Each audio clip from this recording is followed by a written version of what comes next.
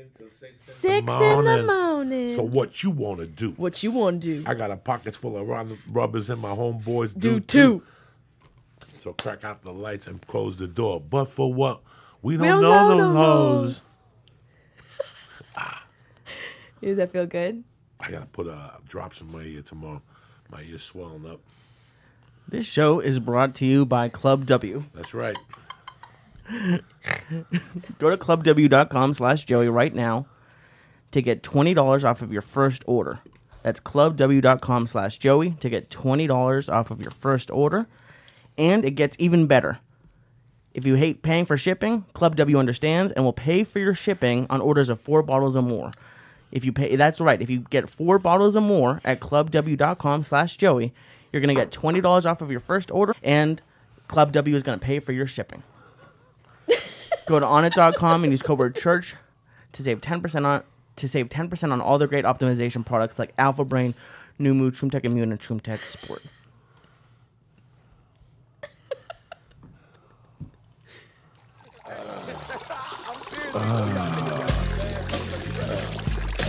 Oh shit.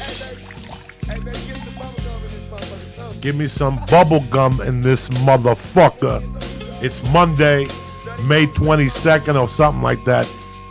Wash your pussy, scrub your feet. Jesus is coming to town, motherfuckers. Jessimae Peluso's here. Yeah, I wash my feet and I wash my puss. Oh shit.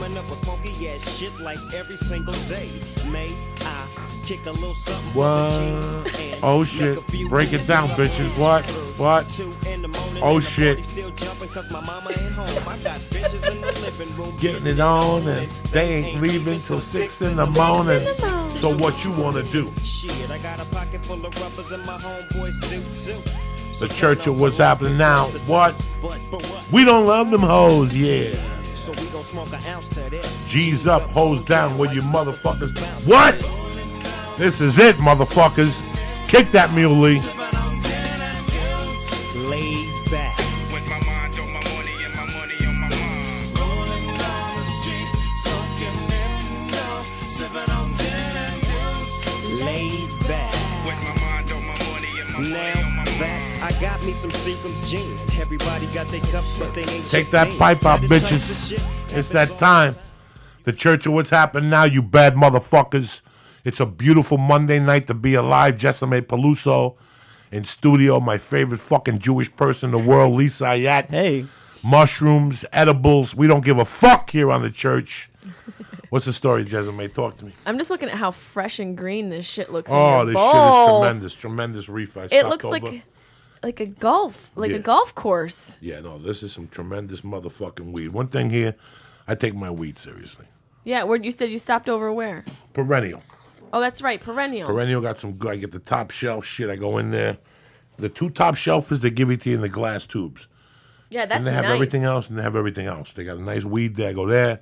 I go to Sunset Herbal. They got some fucking good-looking reefer there, dog. Oh, yeah. Oh, my God. I took some Girl Scout Thin Mint. Cookies? Oh, shit. I love edibles. No. This was reefer. Oh, shit. That was fucking dark and... Oh, it's called Girl Scout Thin. Yeah, I'm like, I love they cookies. They got Mickey Mouse that's kicking, and they got fucking exclusive that's kicking. They ain't fucking around over there. I do love edibles, though. You like edibles? Come on, my middle name is fucking edibles. Is it your brunch? Yeah, dog, I got a brownie here. I don't know how old it is. I know it'll fuck you up. It'll take you into the next dimension. It's amazing the edible, what's happened with edibles. Like how many fucking people come up to me and they go, you know what, I stopped smoking.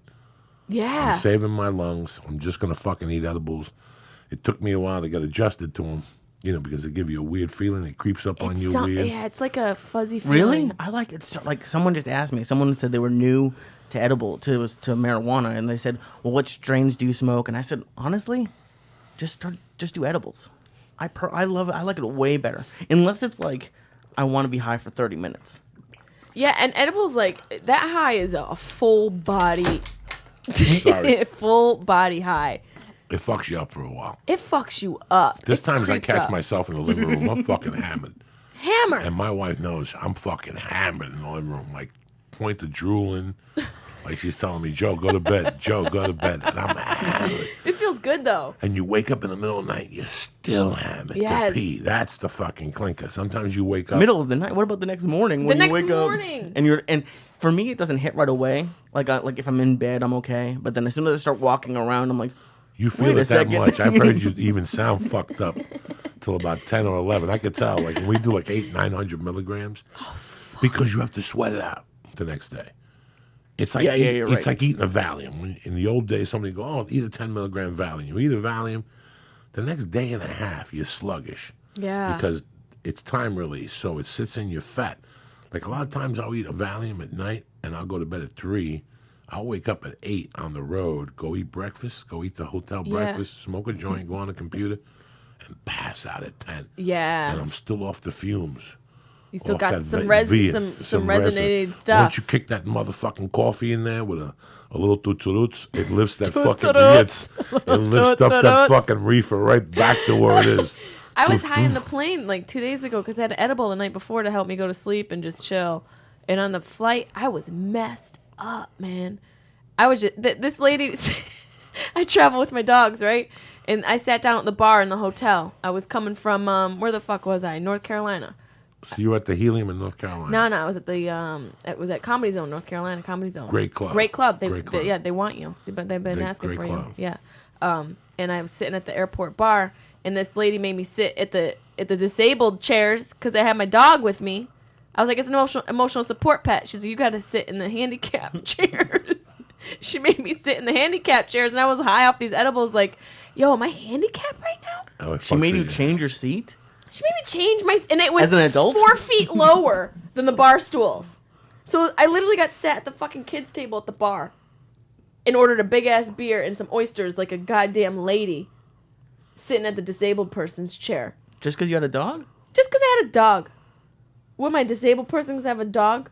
Yeah, they're fucked up at airports now. They're getting weird. I tell you, Chicago scared the shit out of me the other day, guys. Why? Really? I'm no swami, but something's going to happen in Chicago. Why do you think that? I'll tell you why. Because for some reason, they've been showing those TSA lines, how they've been letting people spend the night. Okay, that's number one. I don't like that. They're letting people spend the night. Like they were 2-hour lines. So they're telling people now, if you're flying to Chicago and big airports, 3 hours. I might as well not fly. I could walk there. The 3 and the 4 flight and the fucking hour to land and get give me my a luggage break. and get the taxi. 10 hours. It's 10 fucking hours. If I start walking, I might beat it. So the other day I flew into Chicago to connect into Pittsburgh, and I noticed something. I fly a lot through Kennedy, and I Yeah. fly a lot through Chicago, and I can make this assessment. Chicago was fucking packed. Which one? O'Hare or Midway? O'Hara was packed. And it's never good. It In the needs to be good daytime. when it's I packed, don't but it like never it. is. I don't like it. I didn't like it. Packed to the amount that every food place, I mean, I had to walk like, when you go to Chicago, you better be in shape. That airport is fucking something. Shit. It was. It's like an artery. So I landed at 11, and my flight was boarding at 11:35. And as I was walked in, I got there like 5 minutes early. They let us off the plane. I walked 30 minutes straight. I didn't stop to eat. I didn't stop to pee. I walked 30 minutes fucking straight To where you had to go. to where I had to go. As I was getting there, going, we're boarding in 3 minutes. I cut right through the fucking line and got in the plane.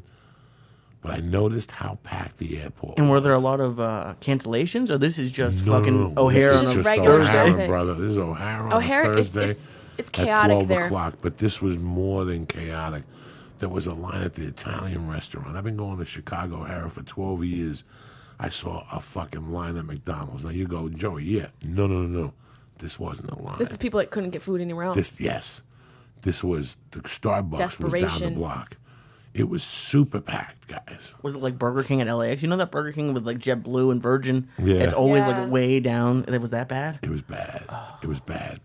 That's not guys. good. That's not good. In the TSA, like Yeah, last they're year, doing 95% of shit got through. 95% of them testing the TSA security got through. Last week, I had a bag of weed in my fucking carry-on. What was happening was I had 2 or 3 different weeds, and I'm rolling joints over here, and one of the baggies fell off into my fucking carry-on bag. I put my computer over it. I walked through the fucking thing. No, better yet, they took my sleep apnea machine out.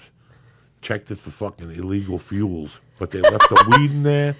the vapor pen, Yes. the lighter. Yes, they did. Because they tell you no lighters, no vapor pens. They went through You can't bring a lighter on? No, and the vapor pens, they look like regular pens. So they're so stupid. They just take the pens out and look at them and don't even ask you. I think all they look for is water bottles. Because like every time I get something like that, I'll get stopped. Like toothpaste, or if I ever get like that, I'll get stopped. But yeah, not you. travel every week with stuff. I have, Yeah, I but have I stuff check on me my every luggage. week. Right. I don't check. I don't want to bring my look at. The worst habit we got is bringing shit on a fucking plane. Because at the end of the week, they're going to make you check it at the fucking thing anyway. Yeah, they make you check it. They're going to anyways. make you check it anyway. So stop. Stop. So But you they just check check it for free. everything. Yeah, but see, it's smarter because you check it at the gate and it's free. Oh, that's right. But then you got to wait for your luggage to When get you come there. back. But who gives a fuck? You're sitting in coach. By the time you get in there, your fucking luggage is ready. Yep. So at least if you check it. But these people that bring their luggage in for what? For what? I know. For what? To take up fucking space? Yeah. What do you need? Unless you're gonna see, I'm dog. I always get upgraded to first class, especially after the last 3 years listen, of Justin. Hello. So I board the front plane first. Yeah, me too, I don't brother. give a fuck what's going on. Bye, lady with the kids. I don't give a fuck what's going on. I Yep. board that plane first. Get comfortable. And I always sit in 1D. You walk in, that seat that you see, that's where I see. That little compartment, that's mine. Don't touch it. I'm You the don't same need to way, touch man. it. Get You the don't need fuck to away put from your my luggage shit. in there. Listen to me. Yeah. That's a $3,000 sleep apnea machine in there. You touch that motherfucking embrace, I will break your fucking head. Don't even touch that fucking thing. It's And they look at me. $3,000? Well, yeah, I don't give a fuck what it is. You It's say good. that to people? Yeah, I tell them all the time. There's no reason for you to touch that luggage. That's a little luggage for a little compartment. Yeah. And they look at me all weird. You know what? I did my homework and I got on the plane first.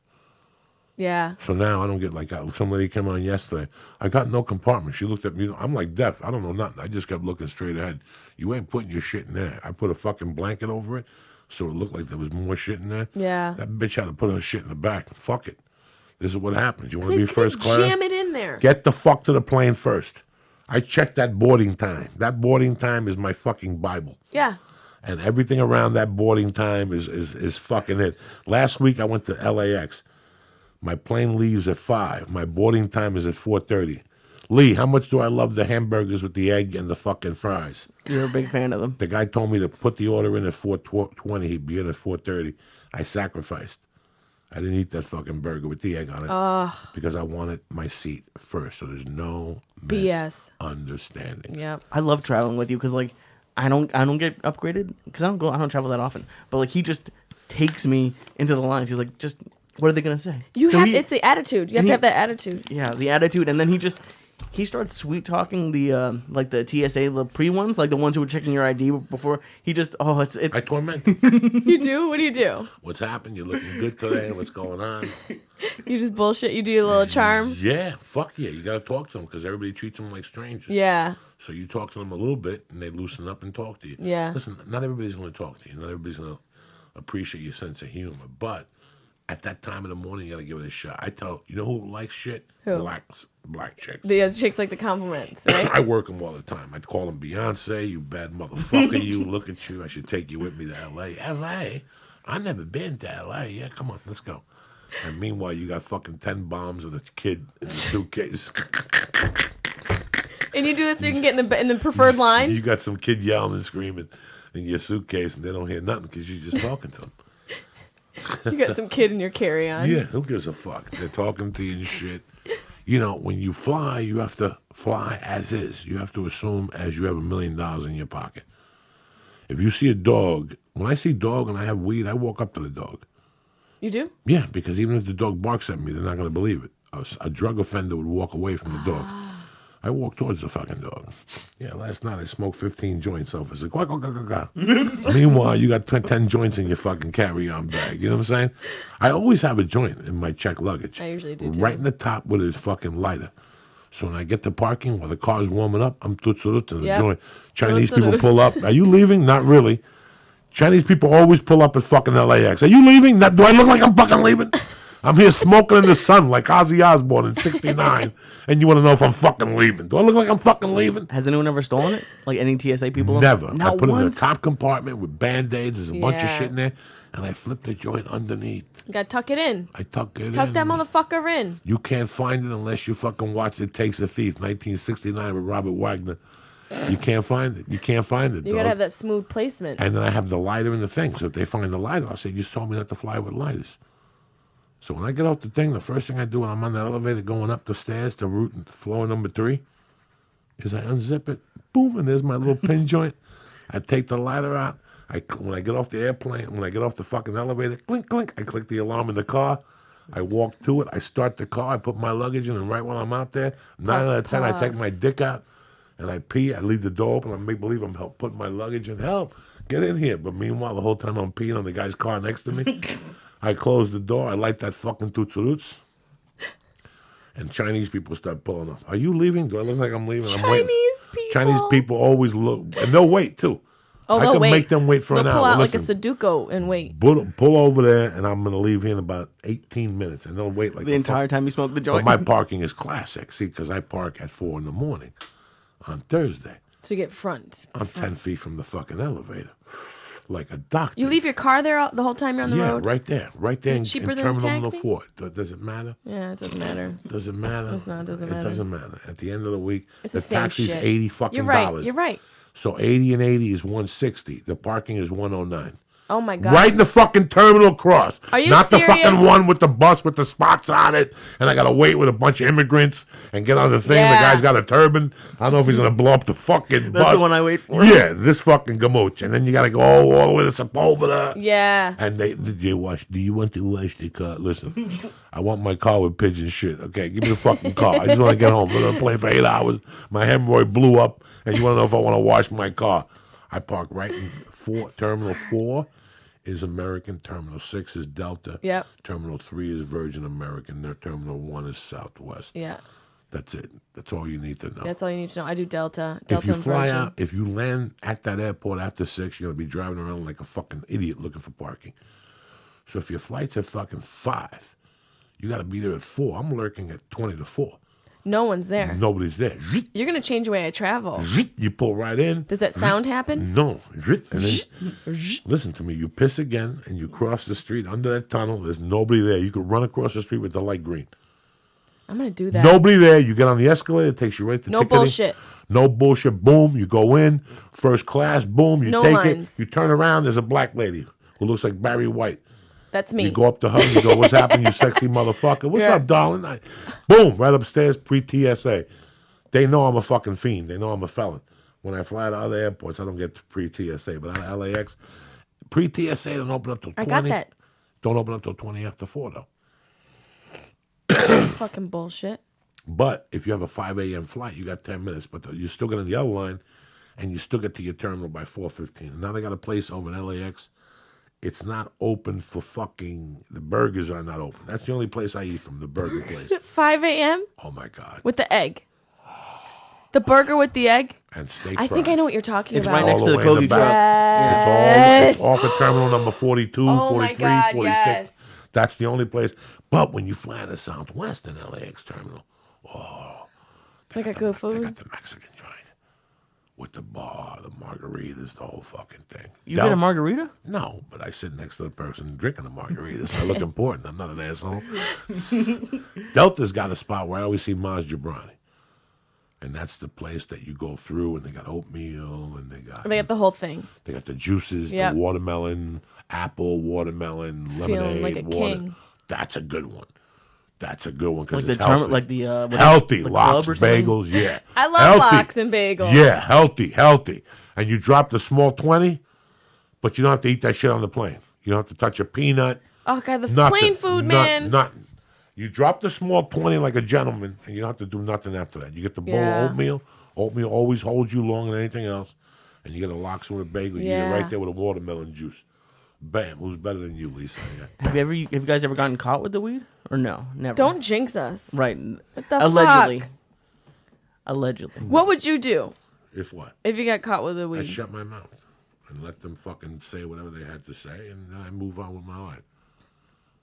They'd bust my balls and put the medical marijuana license. I tell them I'm hearing voices. You know, you got to learn how to work the airport. Like when I Yeah. went with Ari one time, when you fly to Kennedy, Kennedy's got a stupid thing. Kennedy will go, "What time's your flight, Miss Peluso?" 6 a.m. We're not letting you through. But the airport said an hour before, yeah, but we're not letting you through. there's people that are flying out of the 6 that are more important than you. So they'll leave you behind the thing. That's when I walk up to the lady and I go, listen, I got high blood pressure. I got HIV. You just start dropping. HIV and high blood pressure. Everything. Just start dropping diseases. I got anal warts. I got anal warts. I got a foot. Rickets. I got rickets. Scurvy. Scurvy. Lupus. Just dropping. And she'll Start go, name so dropping. what happens? And go, I'll pass out right here in the line. They will fucking treat you like you are gold because that's the last thing they want is They a don't want medical somebody emergency. dying. Especially black people. They're lazy. They don't want to fucking dial 911. They don't want to dial. I don't care if you see a Chinese, a white 911. dude, you see a black motherfucker. Black people don't give other people mouth to mouth. You'll never see Oh a my picture God. of a black person giving mouth to mouth. They don't believe in it. I don't believe in it either. If you're choking, fuck, I don't know who you are. I don't know how many dicks you sucked last night. I'm going to be able to save 4. your It life. was 4. Then I get herpes for saving a life. You know what I'm saying? Fuck you. You're not worth the herpes. Next thing you know, I'm getting a medal with a sore on my lip. You know what I'm saying? And Yeah. the mayor won't shake my hand because He's it's dripping. disgusted. Yeah. So fuck that noise. I'm not. Black people will not give nobody mouth to mouth. I've seen it. I've seen people die in front of black people. They just sit there and go, my Lord. That's it. That's all they do. They don't give a fuck about mouth to mouth.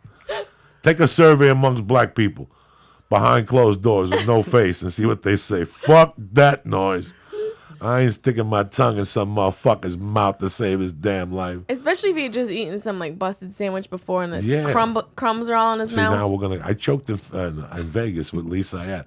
I got high and ate a whole prawn from the fucking shrimp bar. A whole prawn? Oh, like a savage. You choked on a prawn? Oh my God. It got stuck right in the fucking windpipe.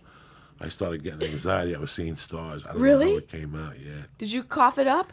Yeah. I had to do the Heimlich. You did? Yeah. Yeah. You knew how to do the Heimlich? You came back? Who don't know how to do the Heimlich? You got to be retarded. I not feel like I'd break a rib. Give me some credit, at least. My little ass noodle arms, I'd crack a rib on accident. Well, who gives a fuck? At least you save a life. You Again. saved his life? Yes. How have you I don't know repaid about him? That's by loving them. All these edibles. You're in All love these with him? edibles, All these, sure. he repays you I an give him edible? mushrooms and shit. Fuck yeah. He gets high every I night. feel like, what if you put the prawn there on purpose so that you could be the hero? I think he did. I'm Jewish. I put a prawn there. It's actually interesting that you brought it up because I was thinking today, like someone was complaining about their boring job, and I was thinking about it. I was like, I haven't been bored at work in what 3 years now, 4 years, however long I've been doing this full time. You've never been bored.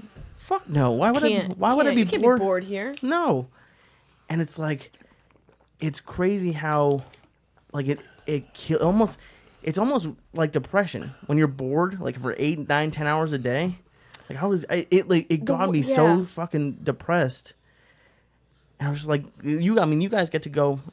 You were Our 9 not to 5 is complaining, different. but there's always shitty parts about every job. But I don't think you're ever. I don't think Joey's ever bored on stage. I'm not really. I never get bored. Well, here's the problem. There's stress to Again, it. if we look, if the IRS comes to you tomorrow and says you owe me $200,000, then you call your agent and you go, you know what? I'm on the road every fucking week. Yeah. And two things are going to happen. You're going to improve, but you're going to get sick. You know, you'll Irritable. get irritable. Once you pay the IRS, you'll never work comedy again. You'll be so burnt out. Yep.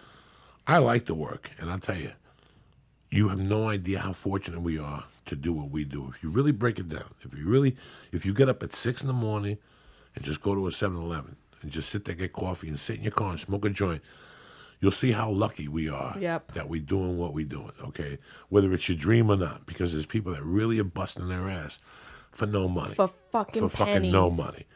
And it breaks your heart. But you made a decision, and you suffered also. I lived in a car. You know, I had warrants. I couldn't pick up the phone because I owed everybody. I go to comedy clubs, and they go, somebody coffee. I knew it was a collector because they look at web pages now. You know, they'll look at a web page Yeah, now. they I get had a creative. friend that was wanted by the IRS. By the time he got to every club, his money, they already told him, they wanted me to tell him what I was paying you, and they already took the money out. Oh my God. That's just They don't fuck crazy. around. In comedy, it does not fuck around. There's no insurance people on the road. There's really nothing. So the tide flips, or one day you have the ability. You know, you're not going to have it for long. In comedy, you don't have that big window for long. That's why you have to do all the opportunity. 'Cause for some people, it could be 7 years. For some people, it could be 3 years. It depends on the depth of your comedy and how good you are as a comedian, how you're able to adapt. And there's just so many fucking variables. But I know this. When I did an 8-weeker last year, Jesus. that by the end, You're a different person. you're a different. You look at stand up in a different way. And I always tell this to people that I wish I never made $1 doing this. Like if I had another chance to do this, the best advice is somebody could have came up to me and said, "Listen, do me a favor. Don't think about that shit.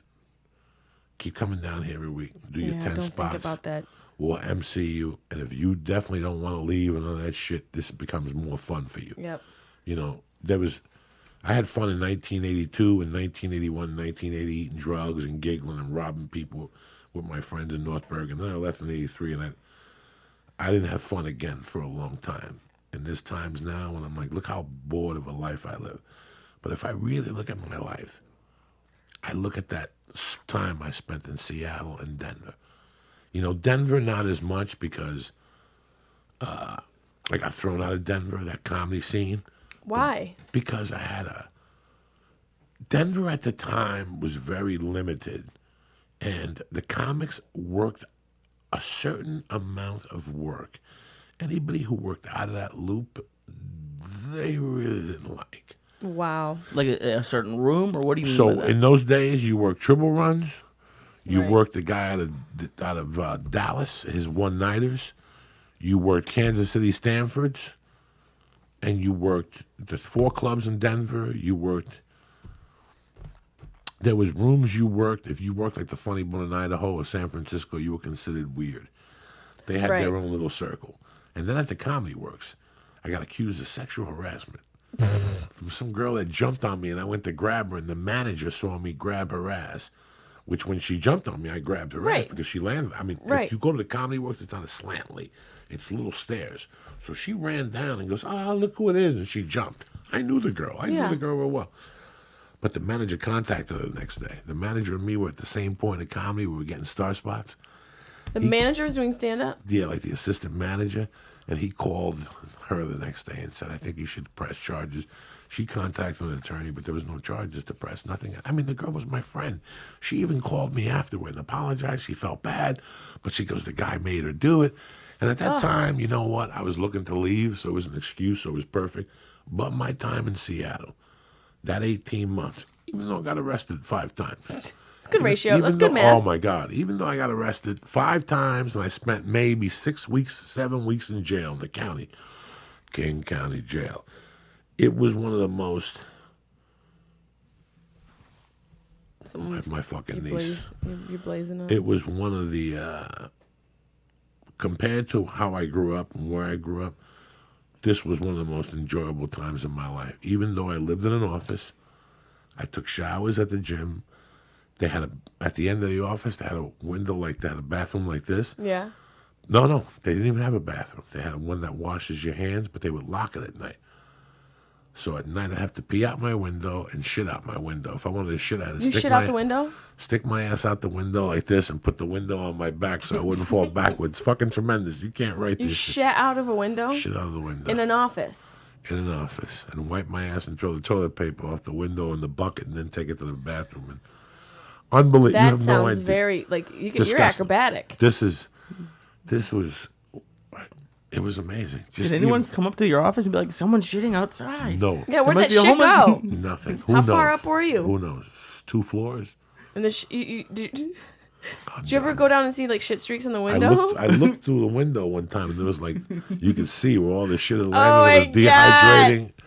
There was like skeletons of shit and like, It was like skeleton yeah, shit yard. skeletons of shit yard. Well, they can't all be, they're not and all there was solid. like, if I wiped my ass and there was a big chunk of shit, I'd throw it out the window. But if it was just a little bit of shit, I'd throw it in the waste paper basket. It's just a horrible way to live. But You ever shard out the window and, like, just spray up the building? no. It was all shits there and peas. I puked from doing coke. In that office, I had a table with a blanket on the floor, and I slept on the blanket on the floor. And under the table was my luggage. That was it. That was it. And I had a 1-800 number so people could call me. I ran a sports betting. And I had a regular phone that I could call out. with long distance. That's it. There was no pictures on the wall. And you're doing comedy then? And I was doing comedy 2 blocks away at the Underground. And downstairs, Josh Wolf ran the bar. Josh Wolf, I love El Josh Lobo Wolf. Loco. Brody Stevens was living up there with his mother. Oh my God. Yeah, so it was a fun pack. But one of my highlight memories was doing the Seattle comedy competition, and Sunday getting free tickets to a Seattle Seahawk game. Yeah. I forget against who. But here's 15 comics that have been competing against each other. Now we're all sitting together, smoking pot, eating hot dogs, talking shit. Yeah. And I remember sitting there making a note that no matter what happens with comedy, at least I got this from comedy at one time in my life. You know, it was so much fun, that camaraderie. And it's important to remember those little ass moments, man. All that shit's so fleeting, you know? It's especially now, it's like everything's so fast. Everything goes so fast because news is constantly being shoved in our face with social media and all this updating and posts. And it feels like moments are going by faster than they did before, doesn't it? Well, when you get older, I mean, listen, it was Christmas Yeah. 2 weeks ago. Right. It was fucking Christmas. That goes by so fucking fast. And especially if you have a kid. Everything's in like these little digestible moments. It's important to hang on to those like times when you feel that it's the best. Well, between you and I have held on to good times, where in my mind there haven't been many, in my mind. But I also held on to bad times, so I knew how good the good times Yeah. tasted. You know what I'm saying? Perspective. The good times tasted fucking good. You Yeah. know? Sometimes you work a club or something, they put you in this big hotel room. Yeah. And you lay on the bed, and Lee comes up and says, "Look at this place." And when Lee leaves, I go, yeah, look at this place. But I wish Lee would have seen the place I lived in the office. Yeah. More Or so. Lee would have seen when I lived in Boulder and started comedy, or when I fucking lived in a car on Sunset and I'd have to move it because if not, at 4 a.m. Yeah. they'd tow it. So I always had to park on those side streets on Sunset Boulevard. You think of those times. And even in that fucking car, I used to have great times. I would jerk off in that car right on Sunset, right on the side of Vista there. Good for you. I'd do coke, jerk off in the car. People would pass by. I'd make believe I was sleeping and shit. I'd have the car running with the air on and the sunroof open so I could look at the stars. You know what I'm saying? How fucking crazy. So when you have those good times, you think of those times in the car. Yeah, you think- need that shit. I think of a time in Idaho when I was coming home from a midnight triple run. And I fucking was drinking Mountain Dews Oh God. and inhaling fucking no zone, no dose. No dose. That shit almost gave me a heart attack. That Holy stuff is no shit. I joke. got pulled over in New Mexico. I was doing 90 in a station wagon. From no dose? No dose and what's the NOS, like the grapefruit energy drink, whatever that is. Oh, NOS. yeah. Oh my God. The cop asked if I Yeah. had military training, and I was chubbier than I was now, and fucking a mini, fucking the station wagon. I was like, no, Why do you ask if you have military training? because I was shaking on the side. Because No dose will make your heart explode. That shit's terrible. Because the idiot that I was, I wouldn't get like a nice light breakfast to drive across the country. I got like fucking McMuffins or something. So 20 minutes into the drive, I was falling asleep. So I'd always stop and get like the no dose and the NOS. And I was apparently just going. He's like, people usually calm down after a certain point. You're still shaking. I have to ask, do you have any military background? I was like, no. But you were shaking because of the caffeine and you were scared. Yeah. You were a sweetheart of a guy. You Oh, I were was- scared and caffeinated. I was petrified. I thought about running, because I had planned that. You probably could have gotten far on that. I think I could have, because I planned at the next exit I was going to stop to get for lunch, and I saw him. He was right in the middle, like in like the middle of nowhere. The highways don't even have like rails; they just have like a ditch. Yeah. So he's in the ditch, and as soon as I passed him, I was like, "Fuck!" But he had to turn around, and there was an exit right there. I was like, "Maybe I'll take the exit." But then I was just like, "I don't want to go to jail for trying to run into You Mexico." could, you know, I got pulled over once. I was going, I was like 75 and a 50, and the dude pulled me over. And before he could ask for he's using like license and registration. I was like, I'm gonna get it for you, but I just want you to know I just got my period and it bled through the seat. My dad's gonna kill me because it was like tan seats.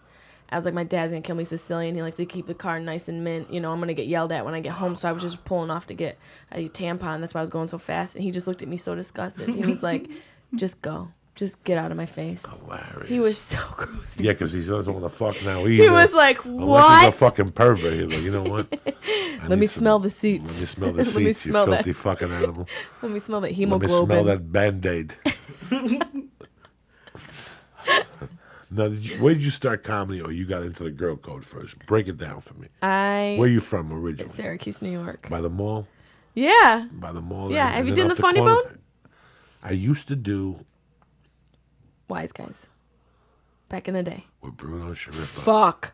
Bruno, who would do your jokes the week later. This guy was a POW, I tell ya. And Piece Joe, of work. And Joe. Yeah. The Lion. Yes. So Bruno owned the club, and Joe the Lion was the house MC magician. Yes. And that club was brutal. Brutal. Brutal. Down with town. You wake up on Saturday. Nothing. to Nothing. eat. Nothing. Ghost town. Nothing to eat. And I had like a history in Syracuse. Because you're Why? well known to love magicians. Because, no, I had a... What happened was that I went to Bruno Shariffa. I just got here in L.A. in 98, and the guy I was with books me Wise Guys. Yeah. Bruno Shariffa. I go up there, fucking ripped a week apart. The headliner's complaining. It's a B room, man. Yeah. I'm at the Comedy Store every night doing 20. It's not even fair. Yeah. The feature cancels. So he asked me, he goes, you just want to spend the week? I said, fuck yeah. So he takes me to his house. This is when he was still married. He feeds me. I meet his Wow. wife, his kids, great Italian family. This is DeLion or Bruno? This is Bruno. Okay. He's a black belt in Taekwondo. Yeah, he's nuts. He's so nuts. he's got a fucking karate studio. By that point, I was 350 pounds. Holy 325, and he would take me to do karate. He would try to teach me how to eat right. So wait, had you been losing weight? No, Bruno's like, you got to stop this lifestyle. Oh, it's way before that. He's like, you got to stop drinking fruit juice and sodas. He goes, I Yeah. watch you drink a gallon of pineapple juice the other night in my bar. Bruno was a solid dude, but then he got in trouble for robbing money from the casino Yeah. Tuesday nights, and then the club closed, and then the Lion took it over. But by the time the Lion took it over, it was called Viva Debris. Yes, Viva Debris. Viva Oh my God, I Debris. remember that when I was a kid. Viva fucking Debris. That's And so he was crazy. a magician, and he was, in reality, Joe the Lion was one of the best magicians in the world. That's what people don't Yeah. realize. But here's what gets scarier, guys. And you're hearing this from me. Sometimes you go and there's a magician opening up for a good headliner or something, and the magician does corny jokes and fucking grandparents laugh and whatever. Yeah. In reality, Joe the Lion was a killer comedian. So he was such a killer that he couldn't get features. Because to save money, when he first opened the bar, he goes, I'm just going to house MC, do some magic tricks. He was doing magic at the bar Yeah. before the show started. Then he'd take you in the back, and then he'd do the magic, and then he'd bring up a feature. The reputation, he was so strong off the jump that he couldn't get features. Features were fucking hating life. Was it the same material or was it new all the time? He was a 20-year comedian. Oh, He had yeah. fucking 9 hours of fucking killers shit. He's been working His on. parents got sick. He wanted to take care of him. He took the MC hosting job. So when the club reopened, Bruno was gone with his wife, but he was banging this lady who had a lawn care service. She had a lot. Yeah, like she, Yeah. and she was divorced, but the husband was rich. He run off with a 20-year-old. And just These paid this bitch motherfuckers. off. Just paid that bitch off. Like, you want $3 million? I'll give you 4. Take the That's kids. what I'm looking for. Take the kids. I don't want to see the ugly fucking kids. They're your side of the family anyway. They're half of fags. I swear to God. I wish I was lying to you. Whatever she wanted, he goes, hey, I'll give you $1 million more. Oh I'm my going to God. fucking Spain to fuck this little 20-year-old in the ass. Say la vie. Fuck the kids. So Bruno's banging this chick, and I would go up there and do 2 weeks at a time. Yeah. So in those 3 days, instead of staying at the hotel, Bruno would talk her into me staying at the house. And she was great, the lady. I got along great with her. She smoked dope. Yeah. She had a dealer down the corner, some little neighborhood in Syracuse, right there. Real I nice wish house. I knew where. And she had Lomo, and I ended up working for her. So those days I was in Syracuse, I would work in the daytime, make $100 a day, moving rocks and mowing. Yeah. You know me, though. You got to put 2 and 2 together. I got a coke habit. Yeah. You got to get up. It's bitch. expensive. Yeah, it's expensive. You got to You get gotta up. go to I had work. child support. So I didn't give a fuck. For me, if I went to Rochester, Buffalo, Syracuse, any of those neighborhoods. I lived at that lady's house. I played with the kids. I hung out. Her and I would smoke dope at night. Then her and Bruno broke up. Oh, the worst deal. And I'm in the middle now. And she liked to suck dick. So he would ask me, has she sucked your dick yet? And I would go, no. But she would wake me up every morning, and I would, like, some mornings I'd have, like, a hard on and go, all right, this morning I'm going to let her suck my dick. I never had the heart to. I liked her too much. Yeah. You know, she would get drunk, and we'd talk dirty to each other, but I never did. I never pulled the trigger on it. I just kept working. And then guess what? I came back to L.A. I used to do those 6-month road trips. This is 99. When you went out and do the road. Yeah, because there was I had to follow Nick DiPaolo one night, and Stan Hope Dip, was that's my behind boy. me. And I died at the Improv at one of those 9:15 spots. Yeah. I died. I realized how bad I was. So I would do 6-month chunks on the road. 6 months at a time. Send clothes home. Yep. Hit a Walmart, buy a whole new fucking wardrobe Yep. for $32.50. That's the way to do it. And send boxes home. Every week. Every 2 weeks, boom. Those jeans. Well, we were talking before the show about like coming back Monday and having to leave Tuesday. At a certain point, why even have an apartment? That's the hardest thing for me. Have like the past 2 years having an apartment. It's like so fucking painful to pay that check every month. So you got to find a friend who's got a spare bedroom. He'll give it to you for a deuce or $3. Yeah, Tell yeah. him that he could. But see, But then you don't want it, But because then you're you with get back- people all weekend. but then you get there and he rented it to somebody else. Now your panties are getting worn by a man. I don't mind that part. No, the pillow smells like ass. That already happened. So you have to choose the life you want. It's Yep. nice to have your own space. You know, people always say, "Are you on tour?" I don't know what the fuck a tour is. I'm on the road this Yeah. week. I don't know nothing about no fucking tour. Yeah. But My I would life is a love- tour. Like right now, I would love to do a 3-monther and just get it over with. For the whole year? Yeah, but I'd miss my wife. And Yeah. kid. Like I'd miss the kid. That's too much. That's too much. That's not the way to raise a child. If I was 28, 36, I could do it and snort blow and eat fried food at the bar. I did it for years. It's too much, though, man. I'd like to come home. For me, it's like you got to find that balance. When you're on the road, you have to have a home, man. Don't you think, for your own sanity? Just to a place where you can go and think the thoughts you need to say on stage. Well, when you first get into comedy, you want to get immersed in it. So you want to live with 4 guys Yeah, you want to do all that bullshit. that do comedy. And Yep. They're all hustling. They get you a job. Yeah. You all work at the same restaurant. Yeah. That's part of the experience. That's part of your book when you hit it big. Yeah. But then there comes a time when you move on, and now you live with your boyfriend. And now that's different. He doesn't do comedy, Right. so you're out at night, and he works days. That's a different part of the relationship. There's so many fucking levels of comedy. Yeah. And if you want to be good, it's the same thing if you want to be a good carpenter. I come on board with your dad. I think your dad's a construction dude in Syracuse. I come on board with your dad. After the first year, I'm getting good at it, and I'll go, fuck it, I'll work weekends. I'll run a crew on a weekend and learn this. And you do that for 4 years, you become a really good carpenter. Yeah. Or a mason, or a fucking chef. If somebody says to you, hey, I have weekend work for you, and you really love cooking, and you really want to learn the trade, it's not weekend work. No, it's not. It's just another fucking day at the zoo. So Yeah. your first 8-9 years of comedy, your love and your passion should be so much. So and that's what it was for me. It was that way for me for about 12 and a half years. Once it got to LA, it got real. Yeah. It got a little too real, That's how I felt when I got here. a little too quick. It's different. And that knocks the wig off a lot of people. It's very understandable. A lot of people come to LA, do a couple sets, and go, this ain't for me. Yeah. I love it. Is it the clubs? Is it the town itself? Or like what? Everything's different from LA comedy is different from comedy anywhere else in the country. It's a totally different. Your approach to it has to be completely different. There's no laziness. There's no room for laziness. Don't you think so? I know so. I know many people. I could count 10. I'm thinking about them right now. I know guys that rented apartments, and took off after 2 weeks. Made up some story, never came back. My uncle, my dad. None of them really said to you, I don't really like it, or I really can't handle it. I can name 10 people. I can name 4 people who lasted less than a month that I know of since 1997. And I can name 50 people who have left. Since then, yeah. And people who had talent. I'm not talking about people who came out that weren't even at that point. I'm talking about people who you saw at the store doing people it. who you saw at Yeah. auditions, people who you saw at different comedy clubs, and one day you're working fucking St. Louis, and they contact you on Facebook, and because your life is filled with faces, you forget, and you Yeah. go, bro, where the fuck? Oh my God. And they'll tell you what happened. You call them up, what happened? What are you doing here? Oh, I got stuck here.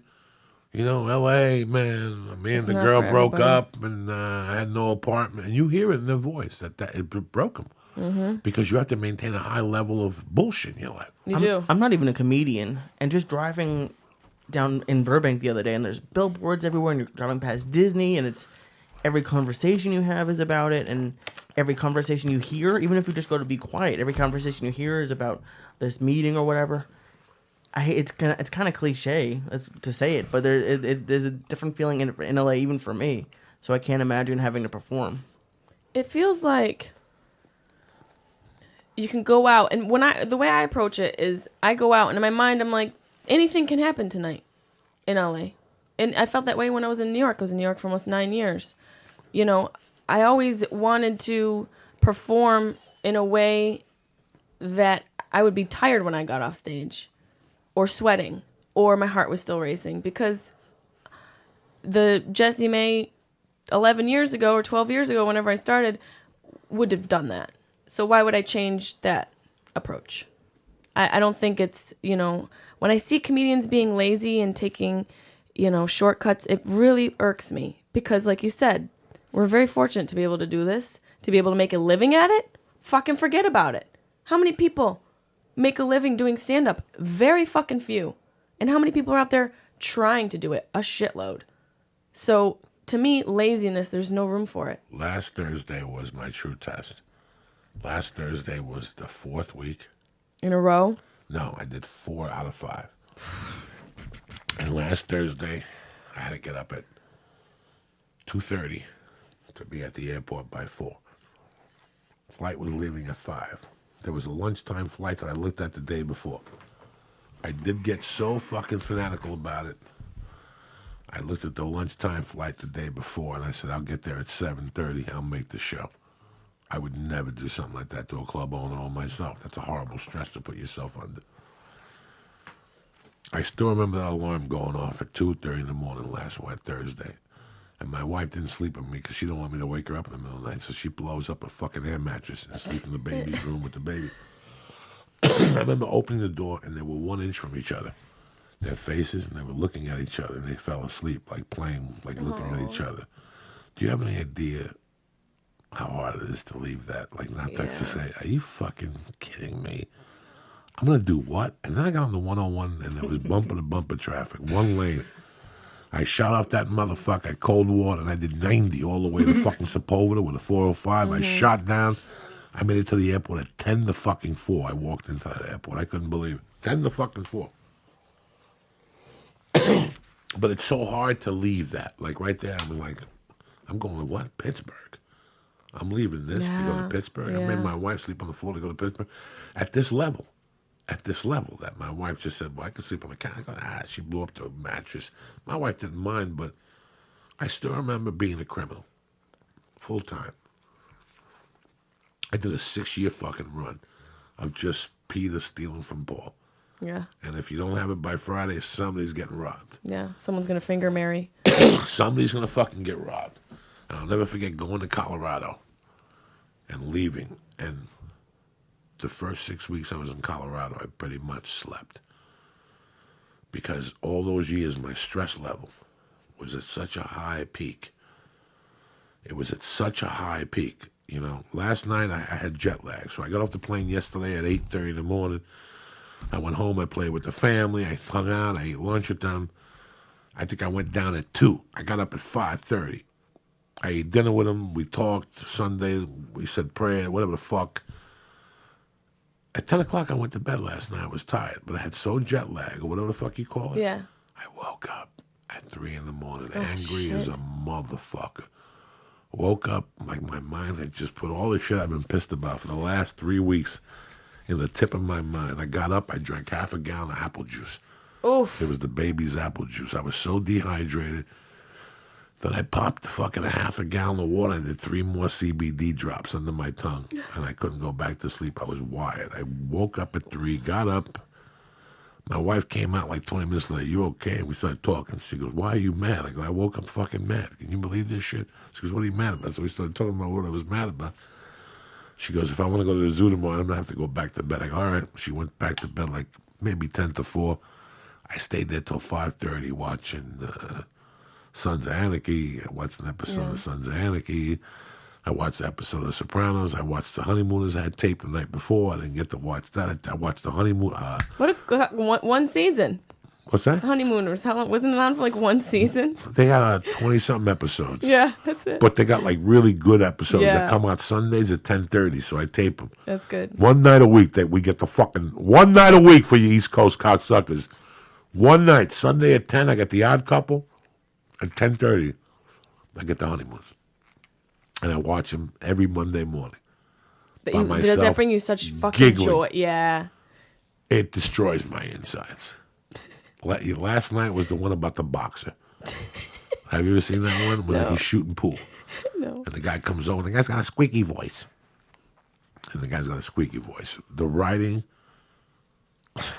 listen, there's 2 guys who run on that show, and Jackie Gleason. Jackie Gleason oversaw. And let me tell you, I read the book. Jackie Gleason described them as 2 Jews without a suntan, because all they did was write brilliant shit. Yeah. And in this particular episode, he's shooting pool with Norton. He walks in, the pool table's open. He gets on the pool table. Within 4 minutes, guy comes up to him with a squeaky voice and says, I wouldn't do that if I was you. And he goes, why not? And he goes, this is me and my friend Harvey. And they start making fun of the guy's own name. So, your friend's Harvey. Harvey? And all of a sudden he goes, yeah. And my friend Harvey's even bigger than me. And Ralph goes, I got a friend Shirley that's even bigger than you. So all of a sudden Harvey comes back. He's a professional boxer. He taps Ralph, and all of a sudden fucking Norton is hysterical. I mean, if you're looking to do comedy timing, I don't even know what his name is anymore. His real name, Ed Norton, in the fucking thing. He kept peeking over his shoulder going, hey, Ralph, I think he's even bigger than your friend Shirley. Like he was just throwing. Ralph Cramden. Ralph Cramden. No, Ralph Cramden there's and the Jackie other guy. Gleason. Art Carney. Art Carney was yeah. a comedy. The timing. And I'm watching this morning, and my wife is arguing with the baby in the fucking kitchen. And about the part where Norton comes down and talks him into it. He goes, you got to fight him. Everybody's down there. Everybody's betting on you. You're 500 to 1. You're going to lose.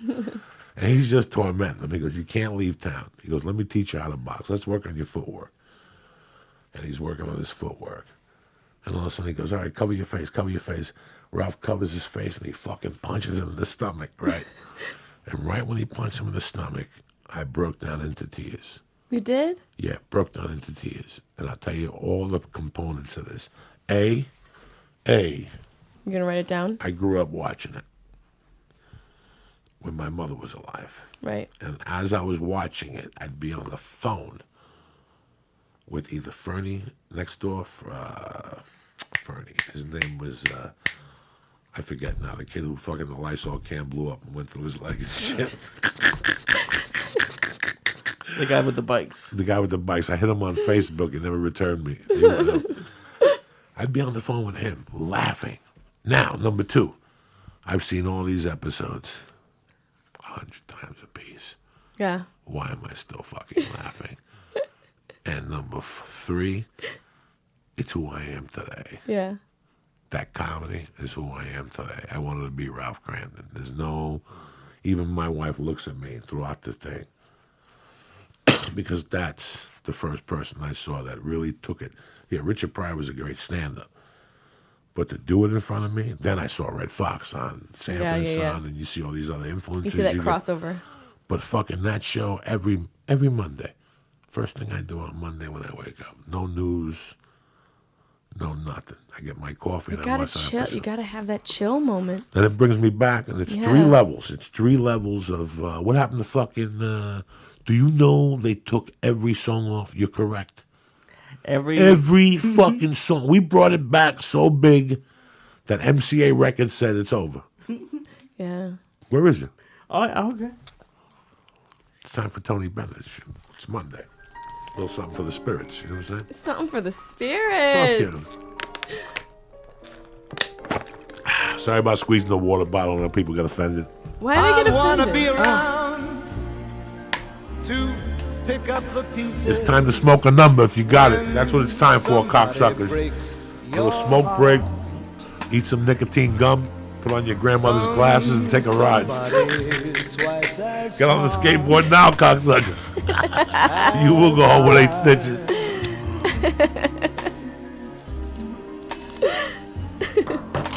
It's also time for another mushroom. Oh shit! I'm full in mushroom mode. Your Here you face looks like a mushroom right now. You're so high. Here you go, Lee. What are you talking about? One more little stem. One more little stem. Come on. You're so high. One more little stem for Jesus. It's Monday. This Look is what- amazing. You look amazing. What did you put Jesus through? What did your people put Jesus It wasn't through? me. It wasn't me with the fucking thorn crown. One of and- your uncles. You got to assume one of your cousins. You're all related. Where is it? Don't worry about it. I got more. Oh, I found it. Leave it Twitter. there. Leave it there. The cat will Want me get to it. get it? No, leave it there. The cat will get it. The cat on a mushroom. Oh my god. Somebody sent me a video of a dog that ate edibles today. It was the saddest thing. Oh no. What happened to it? The owner couldn't pick it up. The guy with his eyes were wide open. They were fucking dilated. Here you go, Lee. This is small. Did it hurt the dog? Here you go, Lee. Don't let that one go down. Ready? That's small. Yeah, these are all baby I feel mushrooms. like the other one's smaller. Here you go, Lee. Arrivederci. There you go. I'm gonna send it off onto Snapchat for you. Okay. That's how we do it. you Couple go. mushrooms during the break. Get the party started. 4th of July's gonna be here before you know it. Oh my god. That is impressive. That's a little one? Yeah, He's lying. That's not little. that's a baby one. That's huge. No. If Come on, Joey. I get these mushrooms from fucking Africa that they give to black people before they put them on the ship. These That are thing the looks ones. huge. Nah, the ones that got the cap, that's the one he's gonna see the devil. He ain't gonna see the devil tonight. I gave him milligrams of reefer. I don't care that I squeezed the bottle.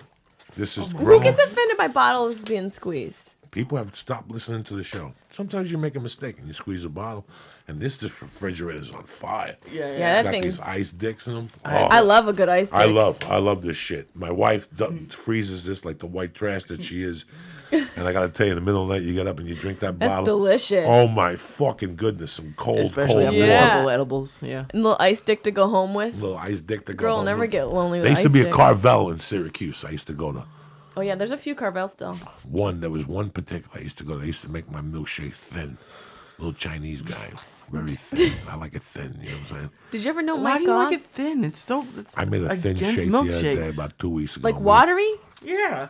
Nah. I put vanilla ice cream, a lot of whole milk, and a fucking scoop of cane sugar. Don't drink that whole milk bullshit. But now I put coconut milk with vanilla ice Good. cream. Oh, shit. Good for Lee. you. That's good. I make almond milk smoothies every morning, Lee, and I love it. That's good. You put With good some nuts fucking- in there? I put fruits. I put mixed berries and cherries Do you and some put some- flax seeds. Oh, do you put chia seeds and No, hemp seeds? Flax seeds. Flax seeds are good. Add some chia in there. I put some CBD oil on Yeah, my fucking that's tongue for necessary. 60 seconds. And you become a fucking weapon, Lee. You understand me? Who the fuck you think you're dealing with? Joey Bananas? What's wrong with milk? Joey bananas. Yeah, what's wrong with milk? Milk is, man, that stuff is so gross. That comes out of a cow's breast. I can't, whole milk, I can't fuck with whole milk. It's very funny how I'm sitting here looking at you, and I realize for the first time how beautiful you are. Oh, you're so Your sweet. cheekbones and stuff. And you're also so very Italian. Was your dad Italian and your mom's Italian? Everybody's Italian. What's your mom's maiden name? My mom is a mutt. So what's her maiden name? Finley. Finley. Okay. She's so Irish and that's the some other beauty. bullshit. Yeah, that's the prettiness. I've always been a sucker for Irish women. They're dirty. I like them. Yeah, yeah, we get dirty That's mouths. crazy. Love them. Love them. Love them. Since day one, dog. Those freckles on the tits when you're in I don't Catholic got tit school. freckles. I feel left out. Oh my God! When they're redheaded, there was a redhead sitting next to me on the flight to Sacramento with Felicia. Felicia's like, "What are you looking at?" I kept looking. She couldn't. She was beautiful. She looked like the chick from Boogie Nights. First off, Okay. I was going to say With the that, Wendy's that commercial. red hair. That Yeah. red hair. No, that's too red. Fuck that. I like I like that red, and they gotta have pale skin. Yeah. I like the Vampires. pale skin, and I like the freckles. the freckles on the arm. Tit freckles. The feet were fucking tremendous. She had acne, foot fungus. I saw a What do you want to do to the foot? Why'd fingers? you like that? Because that means she runs in the woods. I could get her out there running. You know what I'm saying? I could chase her with a knife. Also means she's probably like vulnerable. Yeah, I She's love it. got I some love. flaws. She was beautiful. When she got made up on the plane, I was watching her put her eyebrows on. She's fucking beautiful. To be a woman, we have to put our eyebrows on. Do you even know what the fuck that feels like? No, you thank God. motherfuckers sitting here with What are you your gonna do? with your burly ass eyebrows, and the world loves you. Yeah, but you got fucking eyebrows, and somebody pays the rent, so complain. You know what I'm saying? I It's got true. nice eyebrows. Nobody's taking me to do it. Well, I Your, have your, nice your, eyebrows. your eyebrows are all over the place, and you're adorable. Oh, my eyebrows. Women have stopped me. Yeah, your Women eyebrows stop are me something. 9 out of 10 times and go, "Can I ask you a question? Did you have a sister?" Like, because the eyebrows got to be out. Not the. What are these? Eyebrows. No, they like this. Lashes. Women go crazy over these eyelashes. Yeah. They say that they grow weird. My eyelashes grow to what you ladies want them to do. They curl.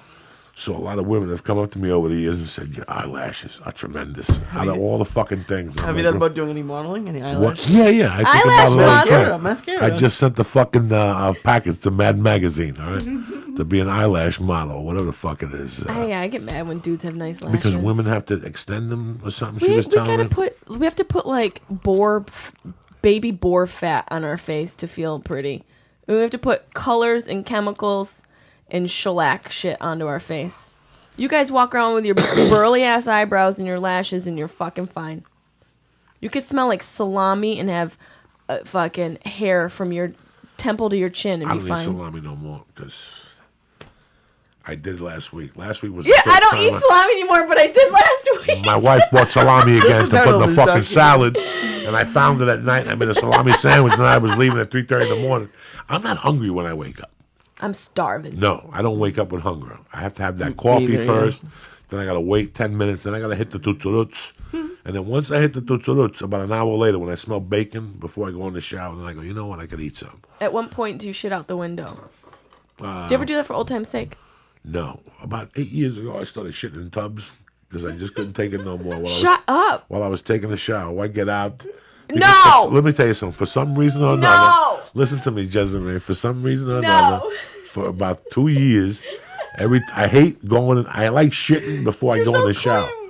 But I like shitting before I go in the shower. I don't want to take a shower and then walk around with a dirty ass all day because it leaks. You gotta stop clean that every bottle. hour and clean it, and then it gets hot out. So I don't like. I like taking the shit before I go in the shower. But there's some days the system don't work according to your fucking pussy schedule.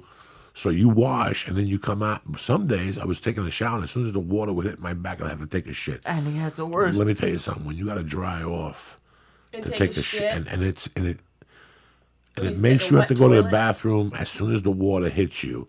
So sometimes you do sit on a wet toilet, and it's a horrible It's feeling. the worst feeling. It's a horrible feeling. So for a while there, I was just saying, "Fuck it, let me just shit while I'm taking a shower." So you would just I would scoop it out? No, I would either unscrew that thing. Sometimes I pick it up in my hand, just throw it right in the No! Joe, stop! That's how disgusting I am. Sometimes I would just shit. In Vegas, sometimes I was eating pills and doing blow, and I would just sit in the thing with my legs open like a Chinese guy. You know how they shit in China, but only with water hitting my ball sack and my asshole at the same time. It's a party. And I would just shit and watch the shit come out with all the particles, and then I get like the soap and push it down the hole like a No! grater. Yes, I would. I'm disgusting. I gotta admit to it right now. Anybody who's ever taken a shower at Joey Diaz's house, No, not you're this house. welcome. I would do it in hotels. Oh, okay. I would Oh, Jesus. push it down. The peanuts would get stuck in the thing, so the drain couldn't go back down. Oh, You don't know. I can't You stay in don't- hotels anymore. I'm never staying in You don't- another hotel. You don't know what life is like. Like this, Now I do. this had to be 2006 to 2007. Come on, you had a shit year? You know the year you were doing this? I was just shitting in the tub everywhere I was going. You know how some comedians have like Josh Wolf has like the picture from his hotel room. You should just take pictures of this shit. So you're No, taking- now I don't do that no more. That's when I was an animal. I've done This it was way before the not- baby, way before I got married. You don't shit in the And then shower my anymore. wife caught me one time in the other apartment. She caught me tossing the shit. And she goes, "What was that?" It was in midair. She just caught it like Mid-air shit! with the stink flying off, and it was rolling in the air with water on it. No! The splash getter. And it just splashed. She goes, "What was that?" And I go, "I had an accident." And she goes, you can't be having accents no more. You're too old for that shit. And that was it. Because once my wife catches me, that's it. Your wife caught you tossing shit Tossing into the it air. right in the air like a cannoli. You were Like a little shit cannoli just like throw it in the air. women's softball serve. Unbelievable. Wait, would you shit on the floor and then pick it up or shit into your hand? No, I was shit on the floor. Let it drop. Boom, boom, boom. I would be washing my back, and then I just bend Why was over. that an important detail? And then I just bend over like a mule and let the hot water. It was like a Puerto Rican bidet. That's what I would use the shower, like a Puerto Rican bidet. And I don't like he those can't fucking. handle his life right now. No, and I don't like those things, those shower things. I don't like that because you're never cold. If you take the thing off the thing, then you're freezing. Yeah. So your balls are warm, but your back is freezing. So I don't like that. I like water everywhere. If you go to these new modern hotels in Vegas, they got a couple different directions that water's coming from. Don't get me wrong, I get tempted. You get tempted to At the take hotel you they put me old in school- Vegas now, they have a chair in there. Oh, that's a party. A chair in the shower? In the shower. Oh, that's so you can like sit down and, and get sit a down. BJ. Yeah. And take a this shit time- comfortably. There's times I just go in there and lay there and think of jokes and shit.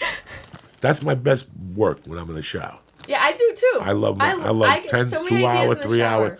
The old apartment I had in Hollywood, the guy told us the water tank was from 1910, where it was the size of a city. I would sit in that, when I first had the sleep apnea, I would sit in the shower from 3 in the morning to 8 in the morning. When you get pruny? The fucking the wallpaper and the paint would come off the walls. And I would just sit there, I'd get a pillow, I'd put a plastic bag around, I'd put it behind my head. Before the sleep apnea machine, that's the only way I could sleep, because it's a slant, it's steam, You'd fall asleep in the shower. with the hot water hitting my chest like a doctor. That's the way the Greeks did it in the old days. Like a doctor. Fuck yeah. Is that documented? Turn the lights off, fuck it, leave me in here with the hot water hitting my chest, catch Like a me out. what kind of doctor sleeps in the shower? A doctor, a real fucking doctor. Somebody who's making big time fucking cash. What kind of doctor? Listen, if You're I not ever gonna be a make doctor big time who cash, I'm kills going to people. design a house You with a sleep in the mattress shower. in the shower and an unlimited tank of hot I water. feel like I was drowning. I would not. Yeah, I feel like I was Hitting my drowning. chest on a slant, nice steam. You breathe nice. You put some eucalyptus Get in a the fucking thing. dehumidifier. Whatever. Who gives a fuck? Same You're difference. literally making a human-sized like a huge humidifier. He just needs Turn a the light down humidifier. low. He doesn't need the sleep apnea machine. He just Some needs fucking a waterproof humidifier. rolling papers. Smoke some tuturuts in the fucking shower. Who's Oh my better than you, God. Lisa? Syatt? Nobody. That's amazing. In the I- shower? Fuck yeah. If I could smoke weed in the shower, do you know how many joints I'd smoke? You know how brilliant shit would come out of my mouth? Yeah. There's times I go in the shower, you can't write. I need a waterproof pen with waterproof paper. You have waterproof paper? No, I wish I could get it. They gotta have that. Something that I could write underwater. Like if it gets wet, it doesn't matter. What do Imagine you with a mermaids use? snorkel, like riding underwater. That'd be fun though. Do you eat? Do you eat in the tub? You eat a sandwich or No, something? that's disgusting. Oh, okay. That's disgusting. Says the guy who just how he threw a shit Can't eat midair. Jello and shit in the tub like Well, you're fucking a con. You Some know. people do a beer, don't they? Isn't it- Yeah, I'll do a shower of beer. I don't need none of that shit. I'll I do don't one need of no those. shots, no glass. I can never be one of those people who drink wine. They go into this deep fog and they open their eyes. You know when you ever go to an AA meeting, people hug each other and they close their eyes. I never got. I closed my eyes once, nothing happened. I never closed my eyes again. Even when you make out, that's the creepiest thing in the world. I gotta close my eyes. Nothing happens. I want to stare at you. You know what I'm saying? Yeah. When I'm You making keep out with your you. eyes open? Fuck yeah. Like a dead person. I don't fuck around. When you sleep? no. Oh, I was like, oh my god. I got a cat that sleeps with his eyes open. It's the creepiest thing. That's scary. She sleeps with her eyes halfway open. You gotta go like check her from time to time. Lulu, get it together. That's my friend's dog's name. I love Lulu. That's my girl. Again, I took that from the Honeymooners. That's from the episode Norton was sleepwalking. So they hypnotized him. He kept saying Lulu, Lulu, and they got him a fucking dog. What the fuck you think I'm you're not doing? over you throwing shit. Disgusting. We do. Listen, man. We do some disgust. I used to love to pee in phone booths. You pee in a phone booth? That was my life. Like just for a gag. Take my dick out and make believe I was talking on the phone. And just pee and watch thousands of people walk past me while I had my dick out peeing on the floor. It's amazing what you don't see. That's why I tell people all the time, like people, you know, they get away, they don't get away with murder. And I say, read those mafia books. Those mafia books, they took you in the weeds. They didn't make a big deal of it. And that's why, yes, the rats told where the bodies were. But there's still 100, and those guys are not geniuses. They're not geniuses. They'd wrap the fucking trunk up. They'd wrap the top up. They'd take you for a ride, shoot you in the head with a 22 so the bullet wouldn't splatter. Because when I shoot you with a 22, there's not a hole won't come out of the other side. The 22 just goes around in your head and crushes your brain. That's why when you want to shoot somebody in the head, you shoot them with a 22. I was just thinking about that today. Well, when How am I gonna shoot Badafuco, that someone in the bitch head? fucked up because the chick lived. Remember when Badafuco shot? I don't know what gun she shot her with. When Amy Oh yeah, shot the mother in the head with the gun. that's right. Wow, I forgot about Badafuco. When I first got to LA, I see Badafuco every night Really? at the Comedy Store. That must have been weird. Joey Badafuco with his wife at the Comedy Store. Fuck. And then him by himself. And at auditions, I always went up against him. They always put him up in my category. An Italian bus driver, pizza guy. I'd always see Badafuco in all the auditions. Then he did a porno and everything ended. He's got a body shop in the Valley, or he sold it. You know that? He had a body shop right in Van Nuys for years. That's when he moved out. He came out with a body shop. He sold it. So you got to shoot him with a 22. But all the Do you want to know that, Lee? I watch those CNBC shows and people are always getting caught with murder for stupid shit. And you're like, it's just dumb shit.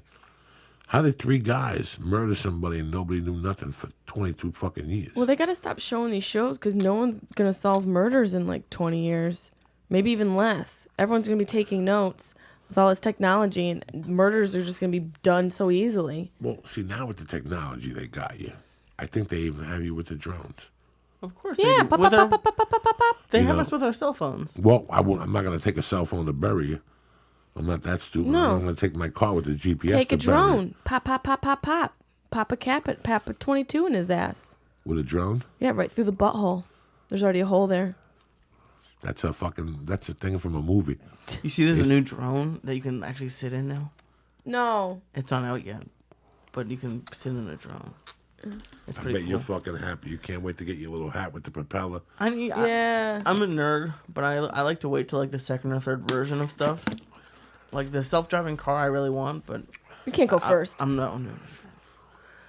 It's There's going to be a 'cause, recall. Yeah, computers break down and stuff. So I'm like a second Can you or imagine third. being the first one that things don't stop, and then you're on the 405 at 5 in the morning doing 90, and you're an asshole. You're like, why did I even believe this shit that this was going to even be possible? Yeah. Like, I'm going to have a fucking, I don't trust nobody. I don't even care if it's a fucking go-kart. I don't care if it's a fucking bicycle. I wouldn't trust nobody No. driving me with a fucking thing. So now I'm going to have nobody in there. Are you fucking retarded? Yeah. This is only something that white people come up with This to is be some fucking white people stupid shit. Nobody else, the chinks don't think about this. They're not thinking about this in Africa. They're thinking about this nowhere else but fucking here, white people. What about we got a whatever car, to do what? To do what? To do what? Because 20 of them are going to fucking snap one day and they're going to be in different cities. Because they're all going to be on a computer chip or something. It's got to Yeah. be done with a I never computer. even thought about that one yet. So one day, 600 fucking of these stupid cars are going to be going nuts Yep. on the different highways. They're You need that in your life? zap out. Meanwhile, I got my fucking Cadillac dent-free that'll kill you if you tap into it. You understand? See, that's what I'm getting. In my next car, forget the Subaru. I'm already driving around different neighbors looking for an old Cadillac, a gas guzzler. I don't give a fuck. You want to get my Like a Aunt white- Carmela had one of those. Yeah, Big why not? one. Why not? Boat. at What this point? year? It doesn't matter. I don't even know years. What do you think? I look around. I don't know, like 70s, 80s. I had 80. 80s. I want a Goodfellas. 1973, not a Coupe de Ville, but the other one. Cadillac DeVille? Not the Cadillac DeVille, but the Electra 225. I'm taking it back to 1970 fucking 3. 4-door electric windows.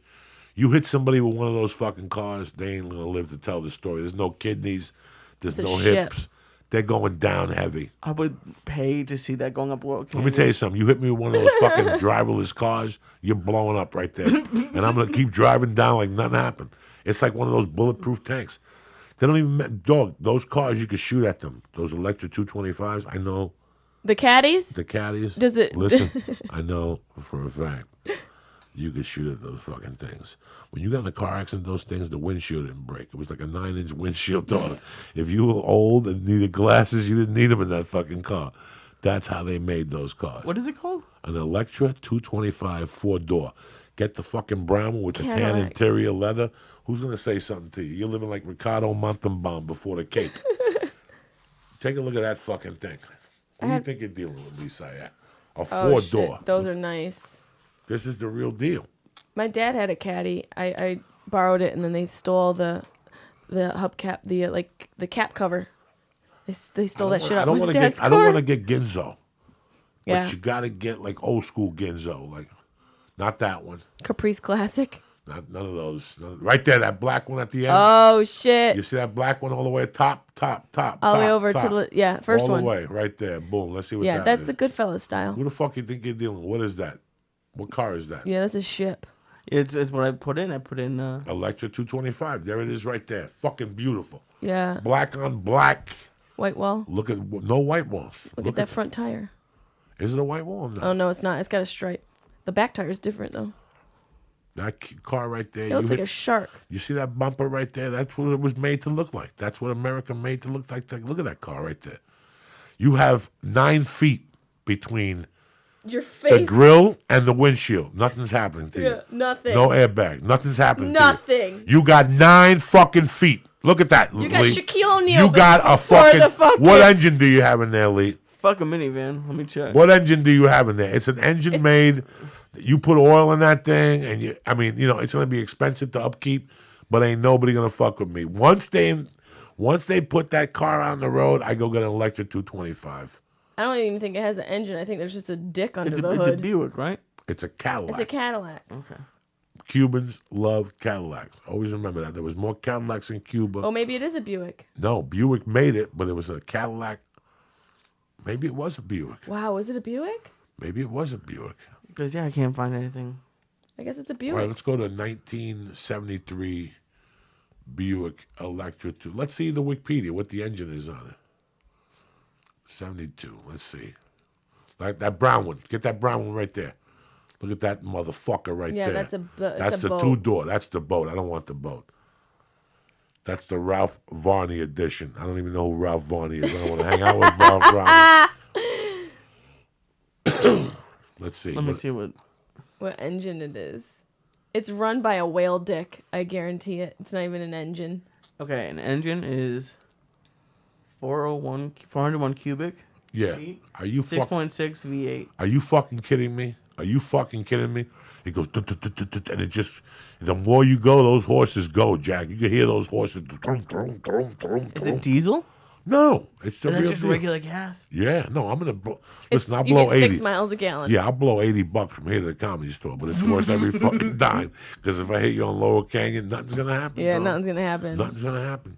But going I don't even uphill, think that car had seatbelts. You don't need them. They even tell you don't need them. You don't even. you need don't, What's you the don't need point? seatbelts. What's the point? you don't need seatbelts in this car. Ain't nothing gonna happen to you. Worst thing that can happen is you break a rib, or you gotta take a quick shit. That's it. Nothing. You'll happens. shit out the window That back seat, you could bang 2 broads at the same damn at time. the same time. Did it have the bench front seat? Yeah, Yes. Oh, cool. I love that bench front seat. That was something that was like 80s. It just, It was is- 80s. I remember sliding around that front Next thing seat. you know, you date a girl. She likes to get blowjobs. The seat bends that way. I used to date a girl that she couldn't figure out. I don't know why my seats. Maybe because you sucked 2,000 dicks in this fucking car, and you went this way. You know what I'm saying? Did you ever think of that? We took it to the Nissan dealer. 2,000 dicks. That's my she memoir sucked, title. She sucked 2,000 dicks in that fucking car. I'm not kidding you. Close to it. And we had to take the car to Nissan. And Nissan couldn't figure out why the seat was crooked. Engineers, little Chinese dudes with flashlights and shit. And I'm like, You got "Did stuck ever-" with the Nissan bill? No. Do I look like the type of guy who getting stuck for a Nissan bill for the 2,000 blowjob? Are you fucking crazy? If I was the first blowjob in there and she kept sucking my dick, maybe I'd pay half the seat bill. Yeah, you give a quarter of it. Yeah, I'll vacuum the seat. I'll take all the dick lint off it and shit. But I'm not fucking. The seat was crooked from how many blowjobs. And I wish I was telling you a lie. Wow. I wish I was telling you a Good lie. for her. The Hopefully seat she was- mastered her technique. Hopefully it wasn't a waste. What are you going to do? You know? Things are bad all over. You know what I'm saying? All right, so you start gotta comedy in get- Syracuse or no? Yeah, and then I moved. Where'd Actually, you- no, I didn't start in Syracuse. I started in Boston. When I was 18, I moved there and I did improv for a few years. Where did you do improv? I did improv at this place called the Cantab Lounge Oh, okay. it was in Cambridge. Oh, yeah. Because they have the improv asylum. So I was wondering Yeah. if you were there. Because I used to love that. There was an improv asylum, there was improv Boston, and then the Tribe was a group I was with. And then I started doing stand up from that. I was like, this improv stuff is fun, but I was like, Too I many can't people do it. It's involved. just 6 people. it's hard to make everyone it wants good, be funny. man. Yeah, It's tough. It's a The tough. long version, the short. Listen, Yeah, we did Go musical. fuck yourself. Yeah, go fuck yourself. Just grab the mic and go for it, Yeah. cocksucker. You're gonna go up there with three idiots. Give us the name of a city. I What? could tell. Yeah, that shit. Oklahoma. Oh, Like, oh, okay. Oklahoma. Now we got to play fucking wizard. I got to Yeah. sit there and get a headache for 30 minutes and And get we shit. we did musical improv, so I had to like grab finger Get cymbals the and shit. Fuck out of here. I gotta sit there and get a headache with a Swami Yeah. hat on. I need this shit in my fucking life. It's too much, man. You were never in an improv troupe, Joey? Oh, yeah. I live You for were? this. Get the fuck out of here. It Come was on. big. When I first got into stand-up in 91, where I got into stand-up, there was an improv troupe. And I went to watch it. And I liked what they were doing, but the broad drove me crazy. Because she thought she was Hepburn. Oh God. But meanwhile, she was just a fucking moron. Right. And then she got into stand-up. And she had this big attitude, and they made her a feature, and she died a million times. So who the fuck knows what happened to her? I didn't like it. I didn't like the attitude of it. I didn't like the people that went to see it. Yeah, it's a different thing. It's a very different. The people who go see improv, they're a weird animal. And at the I.O. in Hollywood, Yeah. they would do an improv show on Fridays and then put stand-ups on them. You should have seen the look on their face when they got a load of me, because it's real. They would shit their pants. Yeah. I would go down there Fridays at midnight just for a goof for me, and then go to the Comedy Store and do the 12:30 or the 12:45. Right. For a year, I went to Improv Olympic as a goof Right. because I couldn't believe. Now again, part of me is putting it down, but part of me is just I was in disbelief of what I bumped in there. Like I went there thinking something, and it was the complete opposite of what I thought. For starters, everybody in there was on a Visa card.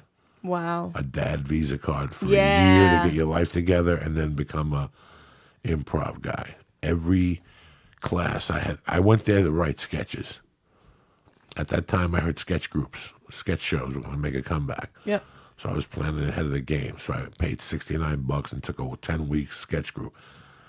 I got to tell you this. After the fourth week, I was better than the teacher. Really? Yeah, like the teacher had written for one TV show, and all these little kids were rubbing his feet and bringing him apples and shit. I'm like, this guy's a bum. This guy's a to-the-curb fucking bum. This guy ain't done what we do. Yeah. Never. And after the fourth or fifth week, and I'm terrible at all that stuff. I'm telling you, I was writing better sketches. The improv troupe was taking my sketches. They This is were? how- yeah, they were taking my sketches. I never wrote sketches before. Just street shit. I don't even know what the fuck I was writing. Right. 3-minute sketches, whatever the fuck they are. And they would grow them out. They took out of maybe 15 things I wrote, they probably took 10 of them. Wow. So I started meeting the kids, and I would try to get together with them and they all had fucking Audis. What the fuck? They all had BMWs. Come on now. They all lived in the hills. And here I am, a comic, living in a one-bedroom, fighting for my life. Shit. And I got to talking to them, and then I started going to the I.O. And I saw that the people that were even teaching couldn't. Listen, man, I remember going to rooms to audition for movies and seeing people that I'd seen in other big movies and shit in my pants. Then a light bulb would go off, and I'd say, Yeah. wait a second. This guy did this, and this. But guess what he hasn't done? He never did halftime of a Buffalo Sabre game Yeah. and almost Were get you- shit thrown at him from the tub. Yes. Okay, that built me up. Like that destroyed my insides. Like they did this movie, but they never followed Paul Mooney at the yeah. Comedy Store at 12:45, 4 nights a week. Nobody, they didn't do that. That's what they didn't fucking do. And what they didn't do, you can't take away from me. No. I'm gonna go in that room and fuck them up. And that's exactly what I would do from that little confidence. Just that little, no matter, I would think, and when you go in there, you think about all your shortcomings. You start thinking about this guy came from a nice family. I came from a shit family. I did drugs. I went to prison. But then that last life hook has always saved me. I go, but this guy, let me tell you what he hasn't fucking done. Yeah. He hasn't followed Don Herrera in the main room. You know, when you're not going to do it. And I see it all the time. And it burns me up. A couple weeks ago, I went to that fucking Flappers down there on a Monday, Yeah. Tuesday night. They had like this actor from like all these whatever movies. pseudo comedy movies down there, trying to be Pseudo cute. comedy. You know, you could tell when he comes in with his actor bullshit. You know, hi, how are you? Like he's What really, is it? Come on, tell me who it is. I don't even know his fucking name. What's those movies with the fucking dude from Saturday Night Live? He just played in fucking whatever part 2. It was terrible. He played the villain in that movie. He's old, but everybody, like he's like 100, but everybody tells you he's fucking 33. Oh, Bill Murray? No, the other Bill dude, Murray? Bill Murray, the other fucking dude from Saturday Night Chevy Live. Chase. No, younger. He's the dude. He did the basketball movie. He does the Reporters movie. But Will Ferrell? In the Neighborhood. He's cousins with Will Ferrell. Is it John C. Reilly? Which one's Will Ferrell? Will Ferrell was on Saturday Night Live. Will Ferrell's Anchorman. He's in those movies. The guy I'm talking The about. sports guy? John C. No. Yeah, Will Ferrell. Like Will Ferrell's one of those dudes that's 50, but they keep saying he's 32. Yeah. Who is it? Come on. You know, I don't know the actor's name. He's in He's in the Anchorman? Oh, he's in a bunch of those little stupid fucking movies, and he started getting into What's comedy. he look like? I don't fucking know. Some white dude. And he comes in with his fake attitude, like, hi, oh, are you from here? And fucking hate he's that. making believe that he cares. Like, right away, nobody gives a fuck where you're from. I don't really give a fuck.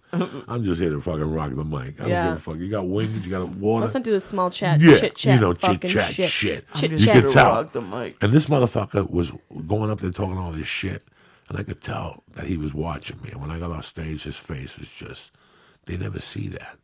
It's like one time I was at, I think Lee was with me. I was at the fucking Improv, and what's his name was there? The other dude that's got the show about the Come clown on fucking. Oh, it's Galifianakis. Zach was there. Zach fucking called me.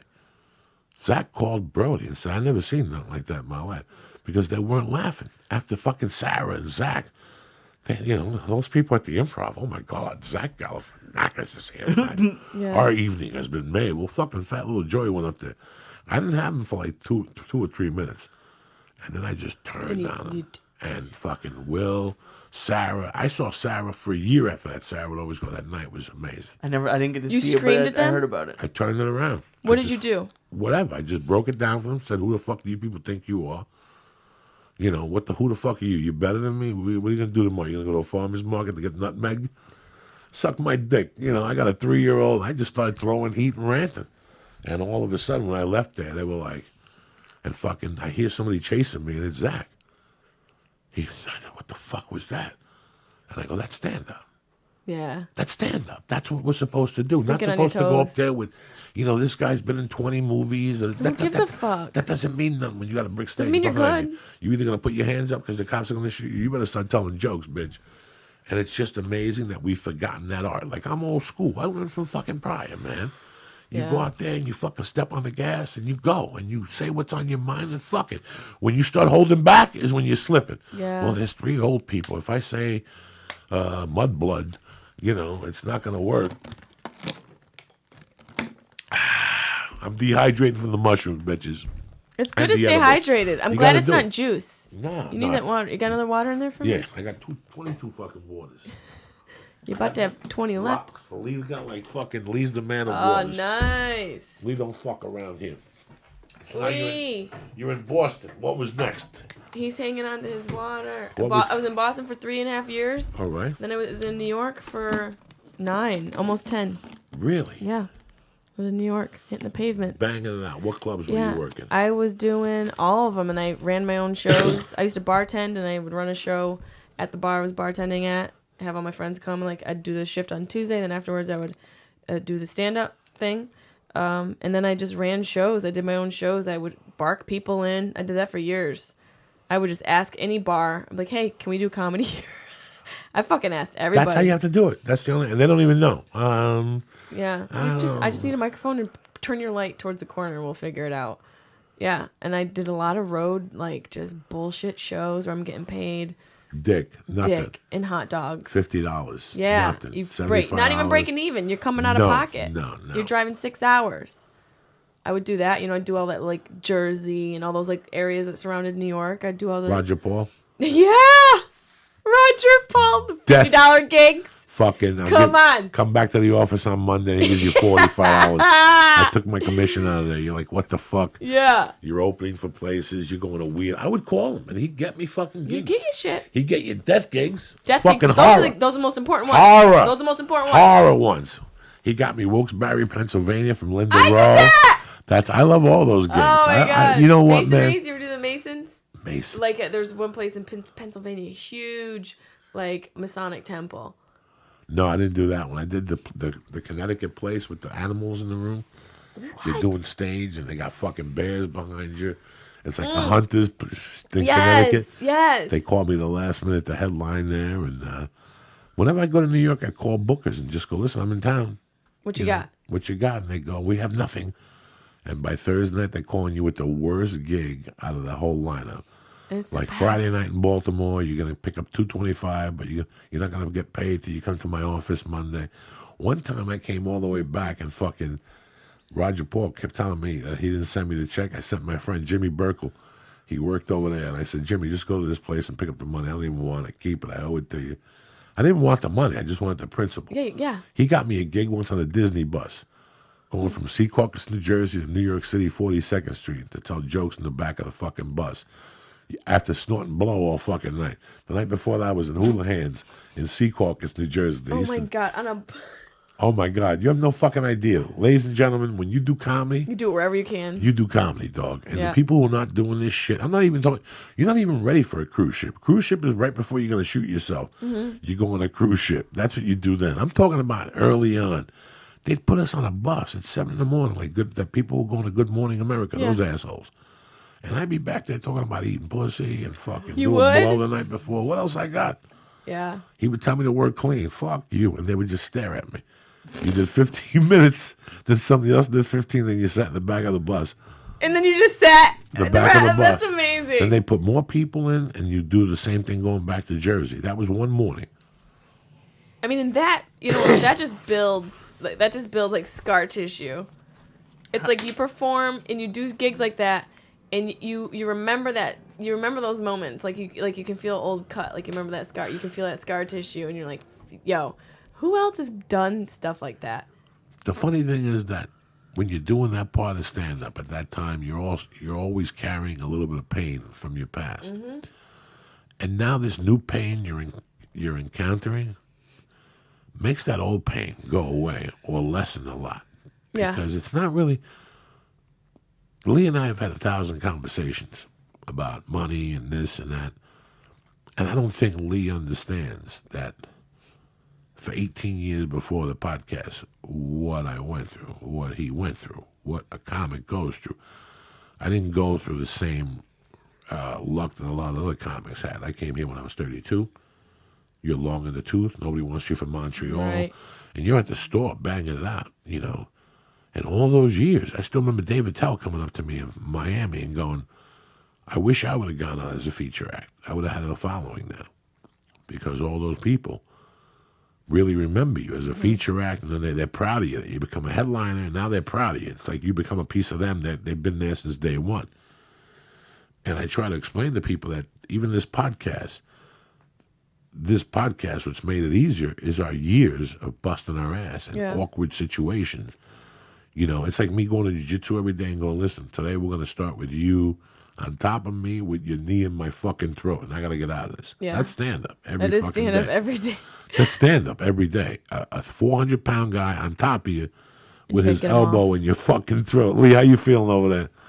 Lee's flying high. It's different. It's different than edibles. I don't feel like I was like You out want of another it. mushroom? Not You look really. like Why a not? newborn baby. Yeah, take another Doesn't edible. he? You look good. It's doing good for you. Yeah, you look Take like another a pregnant mushroom. woman, like Let's in the get you a little- face. let's get you a Only in little- the face, like the glow. Let's get you a little nug. Look at this one. This is perfect for you. This is you. His eyes aren't open anymore, Joe. No, that's the goal of the show. That's when you know the show has come to a His screeching eye is end. not open. When he's turning his head back like Owen Benjamin It's in the first 20 minutes.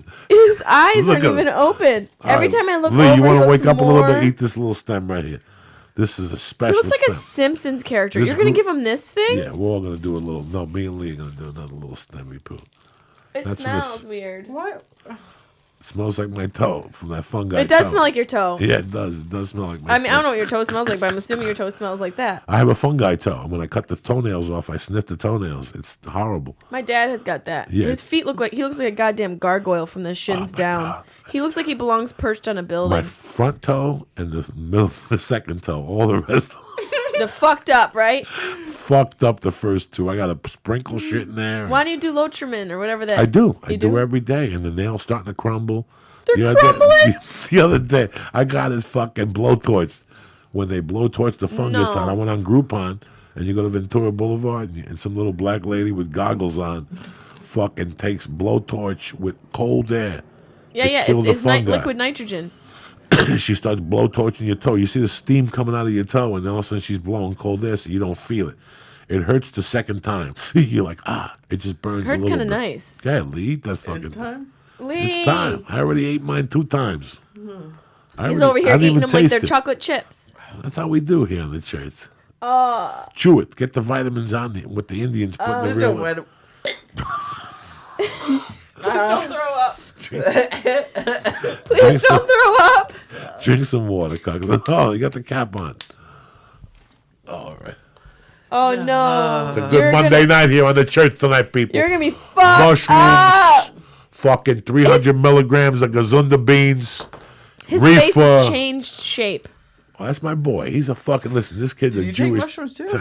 I took 3 of them. No, I know you did. I've never done them. I No, gotta go. I gotta go have a desert I can't moment. give her no mushrooms. I'm gonna go have my She desert weighs moment. 110 pounds with a rock in her pocket. And that I fucking will iPhone. shit my pants. Yeah, and that's the other thing it makes you do. Take a shit, and that's why. And I got a fast system. I'm like a Yeah, it guinea goes pig. right through you. Once this thing cultivates in your stomach, you're going to be killing that fucking bathroom, Lee. You're gonna be blowing it up. Blowing it up, diarrhea, little. Are you okay, Lee? Are you having like an out of body experience right now? Lee's been having out of body experiences for 4 years now. Doesn't he look like a newborn Ever since I baby? made him smoke the hash out of the can, it changed his whole fucking life. You look so happy, Lee. That's not bad. That's because you're here. Oh my god. So now, how did MTV come aboard? 10 years of failure. They came knocking. You showcased. Yeah, I just was, they like keep their eyes on comics in New York, and I was doing my thing, working, and I was out there auditioning and doing all that, and I went in for it, and it fit my personality because I just say how I feel, and that's the basis of the show. That's the whole show. Is it still on TV? I don't think Club? so. No, I left after the second season. How many seasons were there? I think 4. I left after 2. And it's fucked up because people give like that show and like a lot of those shows like a bad name. But like even when I was growing up, like Best Week Ever, I was a Yeah. high schooler. It was fun. People like to talk shit about anything they can talk shit about. People are afraid. People don't like success. And when something is successful, they got to chop it down because they fear failure in themselves. It's just it's human nature to do that. And to be honest, I became fans of Doug Benson, and I think Pete Holmes was on the show too. Mm-hmm. So On the Girl Code. no, on Best Week Ever. So Best it Week was like Ever. the same thing. You never went in for any of that stuff on like VH1 or MTV. No. 'Cause you One time they called me and I didn't want to do that. Do you ever get shit for doing kid movies? No one ever like looks down. I don't know. I'd rather do that than do a fucking the best week out. Yeah. That's how I always felt. Yeah, you got to do what you want to do. One time when I went to New York, they asked if I would audition for it, and I said no. I also did an audition for The Sopranos the first time. You didn't? The first time, my manager at the time was worthless. I'm in New York, and he calls me and goes, "There's a show on HBO, The Sopranos. You would have been fucking. They're looking for people like you." And I'm like, I'm not going to New York and dropping the tape off. This manager was terrible. If he was good, I would have fucking dropped You it would off. have gotten the I role. went. I read the second season and didn't get it. I read for the detective because at first they wanted the undercover cop to look like pussy. Right. So I went in there, and then I read for the part of Bacala. I read for the part of Gigi. Wow. He let me read. He liked me, but I just couldn't nail the roles. I wasn't ready as an Yeah. actor then. I was still, the paper would shake and shit. It's the producer auditioning is a sessions. fucking nerve-wracking process. It was for a while for me, and then I flipped that stand-up into it, and Oh, that's smart. then I treated it like stand-up. I put the not the dramatic side of theater into it, but the dramatic side of stand-up. That's smart. I always won the conversation. I always do 3 reads. I control the audition. I always do 3 reads. Do one for them and one for me and one together. Right. Let's see how it sounds like together. Because Right. I could tell you to go fuck yourself in 18 different ways. Yeah. That's how I used to look at those sheets. I always read the sheets and say, what's he trying to say?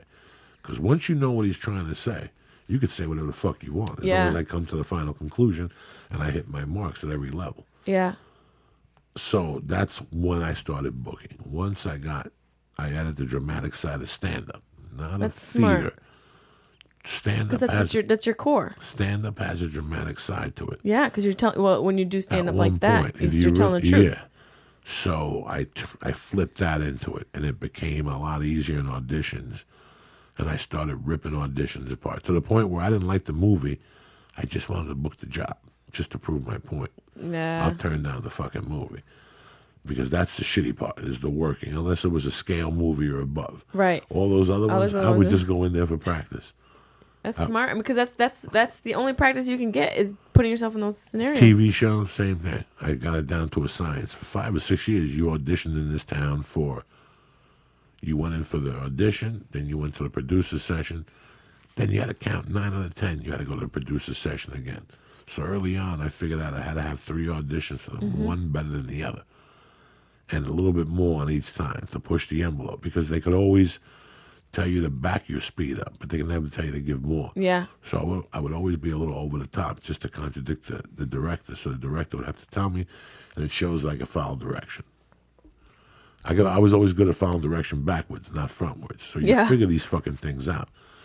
And pretty soon you're going in there, and it's like picking off. I was picking them off everywhere. Law and Order, SUV. I was just picking them off. Special Victim Bam! Unit. How I Met Your Mother. I destroyed them without even reading a line. My ball fell out. The pants ripped. They did. I didn't wear underwear, and my ball fell out. And I asked them if they say the ball. Doom. There's a science to auditioning where you don't even have to audition. I've been on 3 or 4 auditions. I didn't even read the sheet. Really? Just fucked them up from, I went to another pilot audition one time where the guy he was a real hillbilly in Philly, Yeah. like a real yokel. Yeah. So this guy had he had a pool in his front yard that he was filling up for his kid while he was frying hot dogs. So who does that? Yeah. You know what I'm saying? So I said, fuck it. I went into it with bikini underwear, with sweatpants, and the Lord was in my corner. I walked in, and when I walked in, they're like, give us a minute. They turned around. Right there, I dropped my pants. I took my jacket off, and I had a short shirt with my stomach coming out the bottom. So when they turned around, they went like that, and I made believe I was cooking. I go, living like a doctor. Ha! Boom! It wasn't. They wanted the dude to say like, hi, I'm over here having a great time. Come over, and people were looking at him like, who's that fucking guy? No.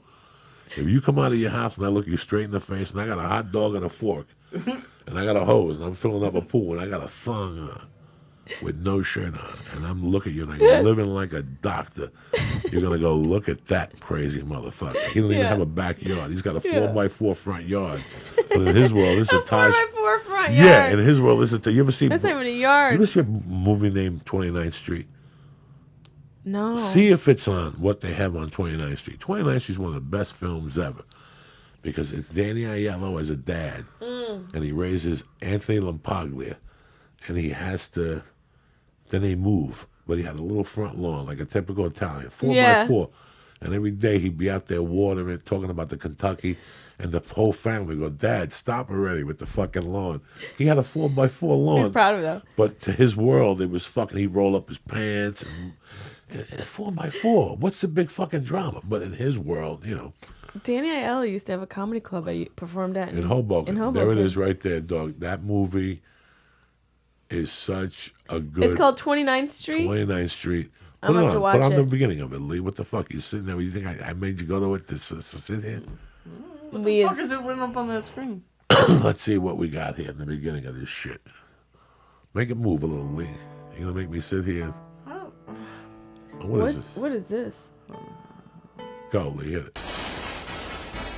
Oh my God! Look at movies. Oh, that's right.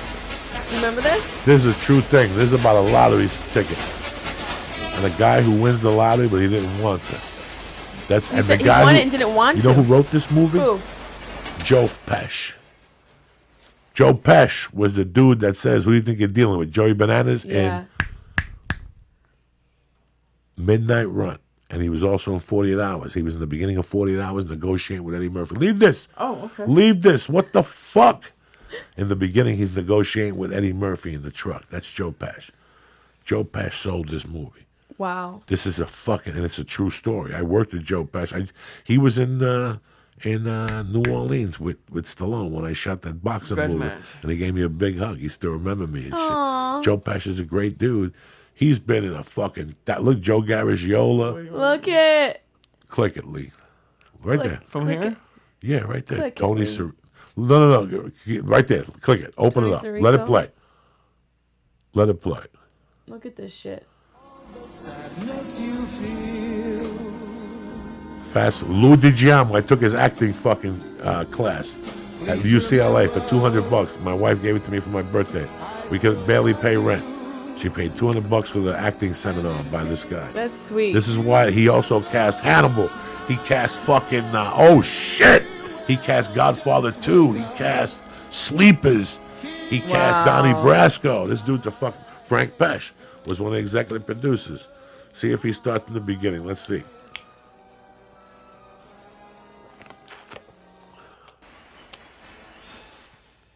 Look at how old these movies are. This has to be, I saw this one night by mistake. I cried. Everybody who I've turned this movie, and it's on once a year on that Chicago channel. WGN. WGN has. Happy now? Are you happy, God? You had to do this to me. You weren't happy leaving me alone. Were you? Now fast forward just a little bit. I'll tell you the way because he gets arrested. Right there. No, keep going back a little bit. Keep going back a little. I never wanted a damn Keep going back. Keep going back. Keep going back. Keep going back. Danny Aiello. Right there. Right there. No, the other's a straight action shot. This is a tremendous fucking movie. If you want to cry, like I love- already, I'm a I'm girl. like, I love oh crying." fuck, god damn it. Look at Danny Aiello. This is way before Do the Right Thing, guys. If you watch this at home, if you want to fucking cry, you watch this goddamn movie. Cried when he saw us for the first time. My brother, my sister, me.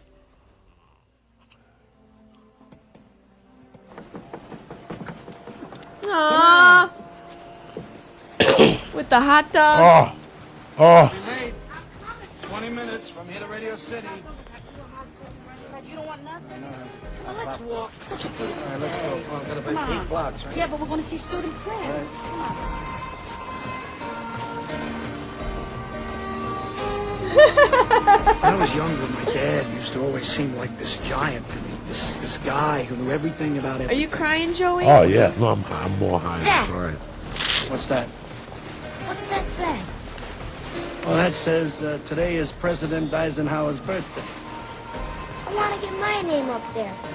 Well, I wouldn't want to have it any other way, Frankie, but only great people get their names up there. How can I get my name up I there? mean, you know, you got to do something big, How big? very, very Big. Hey, Pop, how do I get my name up there? This big? I guess that was something that's to make us Did you ever do this club in Hoboken? You know, so he doesn't feel No. like a jerk for having you. And I figured, if I could get my name up on that building, at least I could have left some kind of mark on the world. Now, in my neighborhood, There there you are go. like 2 ways to make it. One's the right way, and the other way's the fast way. And I gotta tell you, the fast way looked pretty attractive to me as a kid. Wow, look at that.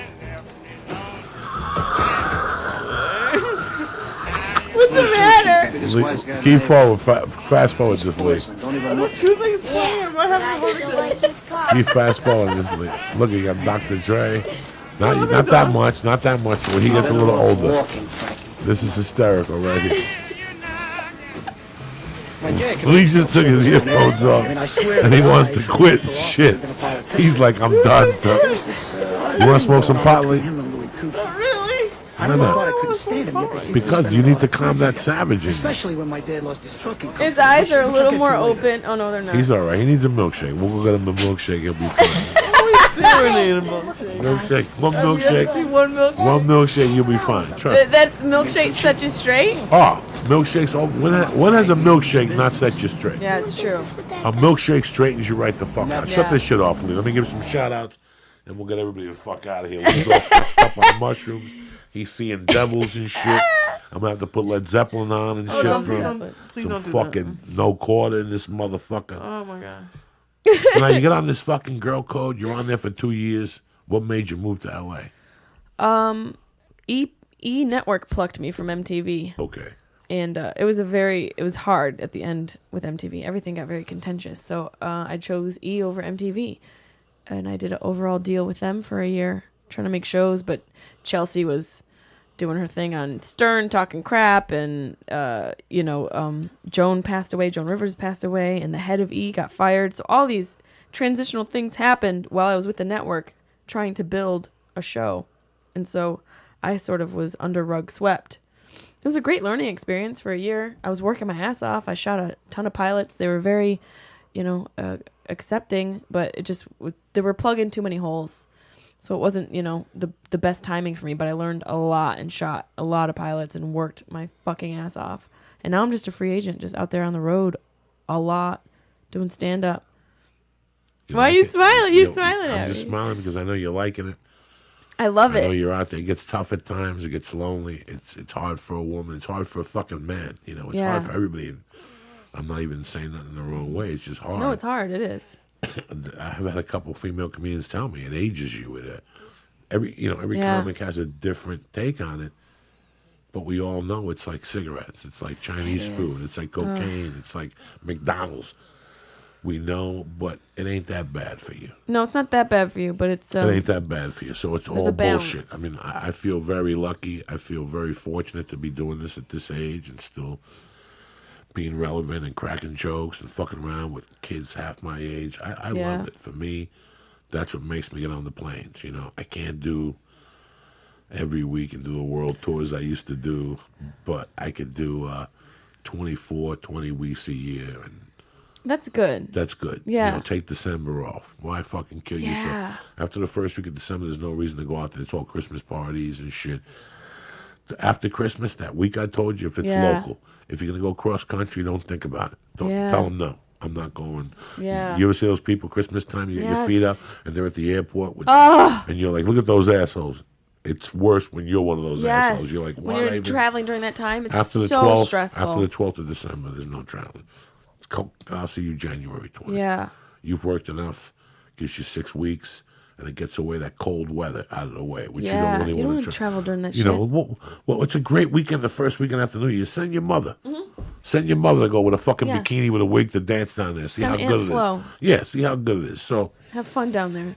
that second, third week of January, it eases up. The money eases up. Yeah. People start getting their credit card bills. They've been in the house for 3 fucking They're weeks. antsy. Now you start going out. But they go out New Year's weekend and force people, 25, 2-drink minimum. Leave them at home. Yeah. Leave them at home. I don't want to attack my peeps like that. They're fucking family, these people who go to Yeah, shows. they are. So I don't really want to. They're broke. They're still fucking recovering from the holidays. You're going to show up with a big dick. Hi, I'm here. It's cracking stupid jokes. Then And you didn't sell charge- as you didn't sell as many tickets as you did last time. Yeah, because I was there a year ago. Right. With the same fucking stupid jokes, the same persona. Get me out of there for 18 months. Make them want me back. Let them see 10 Make people. them miss and then, me. Yeah. So all these variables, I've been here for years. And when I got here, Gersh had the majority of the great comics. Slayton's, the Jewish chick, the Wendy Liebmans, the fucking Slayton's, the fucking Joe Rogans. They had Dave Chappelle. They had all those comics at the time, Pablo Francisco. Everybody was a Gersh. And one thing I noticed was their work schedules. And at the end of the week, after 3 years, you burn out. And now I can't really put them back out there. I'm like the mafia. I want you to pay me every month a little bit. Yeah. I don't want to owe you money. Just give me 5 points of your action. I'd rather milk it and be around for 7, 8 years. Ralphie I know I May feel a little burnout. won Last Comic Standing in 2005. Ralphie May goes 45 weeks a year since 2005. You're killing yourself. You're killing yourself. You're killing So yourself. It's taking care of yourself. It's cleaning out your mind, having another hobby. For me, people get mad at me. Oh, you come to Pittsburgh, do my podcast. No. When I do comedy, I do comedy. What's your other hobby? And podcasting. Yeah. So Monday and Wednesday, I do podcast. I do one set. Tomorrow night, I tape that for Ari. But usually, Tuesdays, I go to Flappers or the store. Yeah. One set. It's not my focus. My focus is this. You got to put energy into this. Wednesday, as soon as we say check it out, it's over. That's it. I don't even think of podcasting no more. If I do your podcast, like I said last week, you got to pick me up, take me to the location. That's an hour, half hour. Yep. I got to meet your buddy, smoke a joint, That's see smart. him interested. Now you took 2.5 hours out of my day, and I got 2 shows on a Friday. Yep, it's smart. Now I'm bombing the first show because I talk shit for you for 3 fucking hours about nothing. Somebody that's not going to listen to this, anything. You know, why am I doing this? Yeah. It has nothing to do with my mission here. Yep. So when I rock, I rock. You gotta save the energy for And you. when I roll, I motherfucking roll. Tell him, Syatt, cocksucker. I want to thank my main man, Chrome Moses, and his beautiful wife. They brought me a CD. Lindian Miller and Steve, my man, showed up heavy duty. Mark Thomas, my man from North Bergen, Danny Bianculo, Don Wrangler, John Harris. Happy birthday to Bob Lingus' mom. Primo Pacheco on 155th Street. And El Gringo Rojo making it fucking happen over there. So, what, you got the paperwork for me, Lee? What are you doing? How you doing? Look at the shape of Lee Syatt tonight. Lee's the color of a peach. Lee is on fucking fire. His face tonight. looks like a fruit. I went to the beach and I put sunscreen on 3 times in 3 hours. You and did. I'm just so white that nothing. I just can't go anywhere. You are pretty pale. Yes, that's very. I'm olivey compared to you. So, what's your next plan, Jessimae? What are you looking to do? Promote your own show? Produce your own show now? Yeah, I'm writing 3 different shows just to get out there and pitch them and sell them. And I'm taking. You're gonna be proud of me. You ready? Yeah. I'm taking 8 weeks off of the road. 8 weeks. And what are your plans? I'm taking, after Philadelphia, I have maybe 7 weeks off. Yeah. I have 2 weeks off in June. I go to Vegas with Joe. I'm doing the 8th with Joe. That's one night. I come right back. I go to Is that in surgery June? Monday. Maybe I'll go July. down. July. Maybe I'll go and check you guys July out. 8th on a Friday night before UFC I've been 200. trying to catch you guys. Monday I come. Saturday I come back. I don't even stay for the fights. Yeah. I'm with my family Sunday. Monday I go over to the hospital. They break my nose. They clear out the old Coke rocks. And I'm breathing by fucking 2 weeks later. I'll do the Ice House. And then I do Denver, Oklahoma, Casino. And I do something else. Nashville. Then I got like 3 weeks off. Then I go to New York and Austin. Then I got 2 weeks off. And I need my time. I need my time with my family. I need my time to live my life. I like the road. I love performing. I love taking pictures. I don't sell shirts. I just hang out with people afterward. But you have to live. And I know that the more towns I do, the quicker my exit from what I'm doing. Then the clubs start calling you and say, listen, only 10 people showed up. We want you to come in here for $3 in a fucking dream. And that's what a lot of comedians are living through now. You know, for the guys that are selling tickets, you have to be very grateful because it's a short window. Yeah. And the other comics there's a lot of comics who aren't selling tickets. Yeah. And they still go in there and they fucking clean it up. You know, I always use Dave Attell. People don't want to go see Dave Attell no more. He's probably the best comic he's working. one of the best comics So out there. just because you're not popular doesn't mean you're good. Meanwhile, you're wasting your fucking hard-earned money because you want to see some fucking fake fucking comic from some stupid fucking TV show please stop. that's never done stand-up in his life. But Dave Attell is starving up there in Long Island. Not really starving, but nobody's going to see him. He's a great talent because we have trends and we have who's hot and who's not hot. Pop culture. And pop culture. And the industry pushing out the and I do the same thing with motherfuckers. music. I've said it 1,000 times. I don't want to go see Sabbath. And Rudy Sarzo sat there and said, why not? They've been doing it for 40 years now. How good are they? And if you look at Sabbath, if you look at fucking all the Sabbath tapes on YouTube, it's not Ozzy that sounds spectacular. It's Sabbath that sounds. It's Tony Iommi and Geezer Butler. Who Ozzy sounds like he's screaming through a hemorrhoid storm. Ozzy sounds like fucking Ozzy, you know, and you don't know who's singing. Last night I watched those American Music Awards. I watched bits and pieces. I was sitting there trying to kill time. I just listen, you're old. You don't know what's really happening. I was embarrassed for America last night. You were? I Because was how really bad embarrassed. it was. Well, Britney Spears is lip syncing. You look at Britney Spears, she sold 140 It was million. pretty obvious. It was pretty obvious. She Ugh, sold that's 140 painful. million albums. Somebody bought these albums. Now, I'm not here to criticize nobody, but I don't know if you people know this. The studio, she's Madonna Jr. She is. What somebody didn't know all those years is Madonna couldn't sing, and she proved it last night. Did you hear her singing Purple Rain? Oh, my God. Was it bad? It's fucking horrid. It was fucking horrid. I'm See if gonna- you find yeah, Madonna, Purple Prince Rain. Do you want me with to help? Stevie Wonder. Oh, we're definitely getting taken off of YouTube. Who gives a fuck? Do you want me to help you type it? You got to see this What shit. should I search? Madonna. Madonna and Stevie Wonder Prince tribute. Wait till you fucking see this thing. And it just wasn't her. Justin Bieber was lip syncing because they move. They're doing that same Rhythm Nation. They're all doing the same Rhythm Nation. I told my wife, Rhythm Nation came out in what, 92? It's 2016. Yep. You're still going out there with that same, 16 dances flying through the fucking air. I just want to see you sing and see your lips fucking move. Where's my money going? Where the fuck is my money Pink going? got up on a fucking thing like a witch with fire, like some. I don't need that. She looks like me. She's 80 pounds overweight, Pink, and she wants to be an acrobat. Give it a fucking breather. Then that Adele, who's also another fucking fake. She can't sing Give either. it a breather. Is this it here? We gotta play this. Go. Tell us about Adele. Yeah, what about Adele? That fucking cheeseburger eating fucking. Go, Leaf. Wait till you see this shit. Oh God, Wait till you hear her fucking voice. Look at what she looks like, for starters. She looks like a Muppet. Look at her. Look at her. Cause nothing compares to you. Yeah, Prince wrote this song. Look at her. Look at her.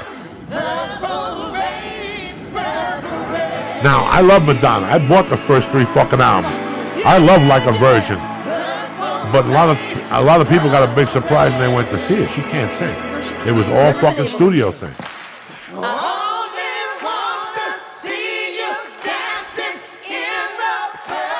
Look at her. Are you fucking crazy? And you got Stevie Wonder. He's like, why am I here? Look at him. He looks like Marlon Brando in Apocalypse Now. Look at him. I don't even know where the fuck he's at. He's like, I didn't even like motherfucking Prince. That little motherfucking wormy fucking. Most of all, thank you, Horrible. Prince Horrible. Rogers Nelson. Turn this shit off. Horrible. Oh my God, that's so bad. What cities? Why are we applauding mediocrity? Because that's what we're doing now. This was so fucking bad. That's what's happening in this culture. It was Everything is so so bad, fucking bad. and we're clapping our hands, and we're like, "Yay!" And what I'm trying to say is, the more you go to these Captain Marvel movies, the more they're gonna keep You're supporting making that monster that whole machine. Stupid shit. They're killing everything, and you sit there and go, "Who goes to see these fucking things anyway?" What cities are you going to next? You fucking sexy savage, you.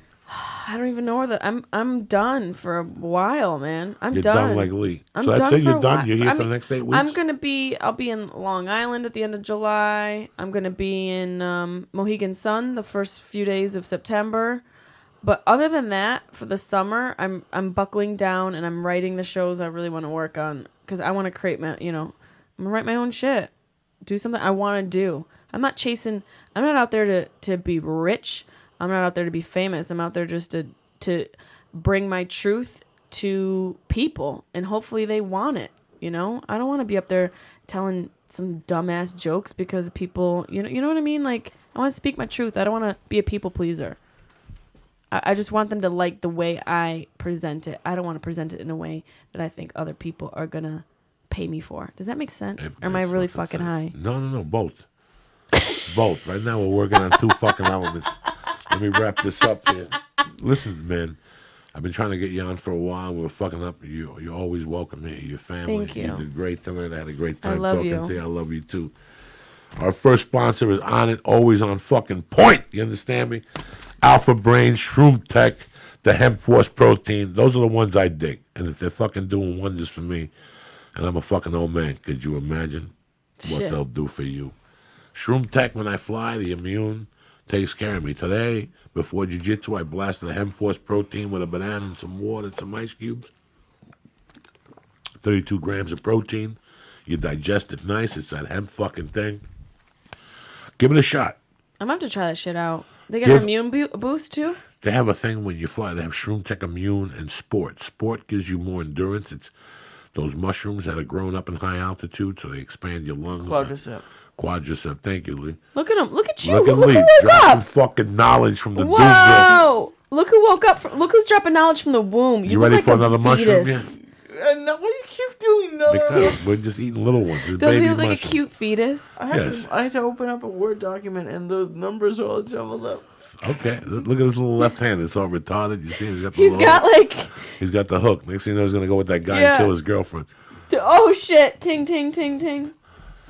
Anyway, go to honor.com right now and press in. Hit it, Lee. Church. CHURCH and get 10% off your first order. Always, all Your right? first daughter. Your first order, I was order, like, order. Jesus. And it gets delivered right to your door. Shroom Tech Sport, Alpha Brain with a money back guarantee. If you want weights and kettlebells, I can't do nothing for you there. Anyway, let me explain something to you, Heap. Let me talk to you motherfuckers, all right? Oh my god, this is hilarious. I'm over here thinking. I Yeah, gotta you think gotta about think. what the fuck. You think about you it. eat 2 pounds of mushrooms. You ate a human, How much do we eat? a human size amount of like a whole human worth of mushrooms. You literally, every time I look at you, you look like the different phase of life. Like the younger phases. You look like a pregnant woman in the face, and now you look like a fetus. Anyway, let me fucking do this shit and we'll talk all night.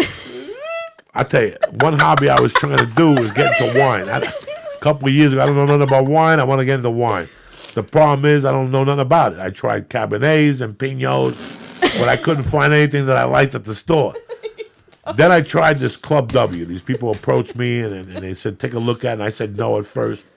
But I went online, and it's a wine club that gives you wine recommendations based on what you like to eat or drink. They've got a thing that you a test, a little simple 6-question palate quiz that asks you questions like how do you take your coffee or do you like berries. Club W then matches you with the wine that you're guaranteed to love because it's tailored to your unique taste. And not only that, they deliver this wine to your house. It's great wine. It's very cheap. It's fast. Like I ordered some a couple weeks ago, and it's there in like 3 days. What? Not even. And it's like I got a really good Pinot Noir. It was like one of the fancy ones, and I got some other white ones for Paula, and they're great. They're great, and if you do 4 boxes, four bottles, sorry, they cover the shipping. That's not a bad deal. But what Wow. makes Club W different, okay? It's delivered straight to your door. We send you wine that is personalized to your palate taste through our palate quiz. Our recommendations become even more personalized with every bottle you rate. We work with top winemakers and growers from around the world directly to make our own wine, and we cut out the middleman. That's where the saving goes on to you. Our bottles are $13, and they would normally retail for $20 plus. You choose the type and the quality of bottles, the quantity of bottles with no membership fee or cancellation fee, and there's a 100% satisfaction guarantee. All right, we also partnered up with local artists to develop wine labels that are unique works of art. So do yourself a favor, all right? Do me a favor. Go to Club W. So Okay. right now, Club W is offering my listeners $20 off your first order when you go to clubw.com/Joey. Again, right now, Club W is offering listeners, Church of What's Happening Now, $20 off your first order when you go to clubw.com/Joey. And it even gets better.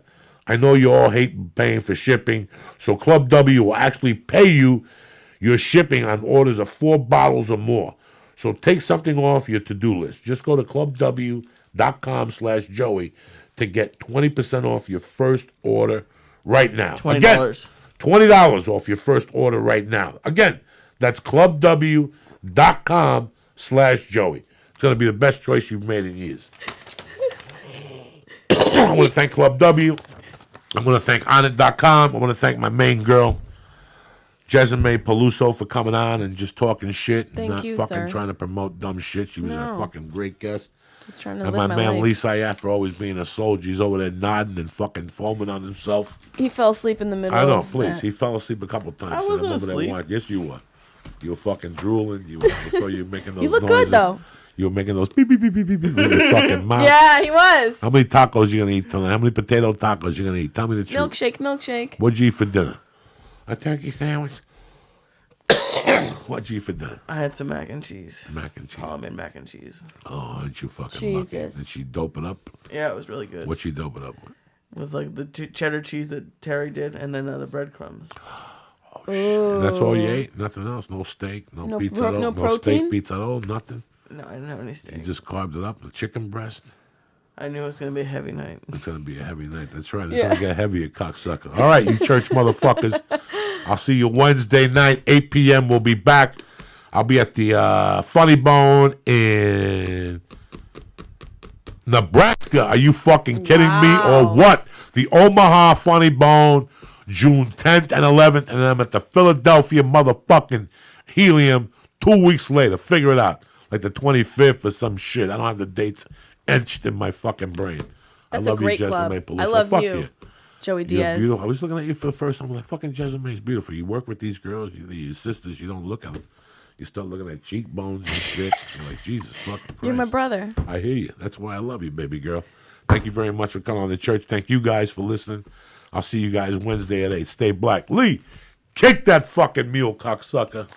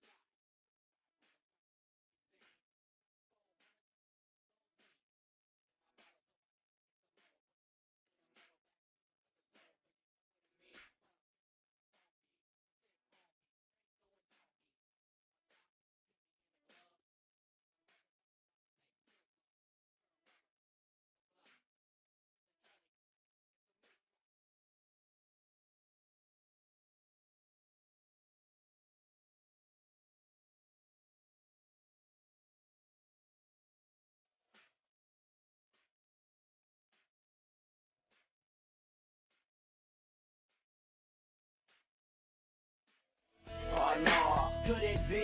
I just got a page and a broad wanna do me. Hooked it up, told her meet me at the hotel.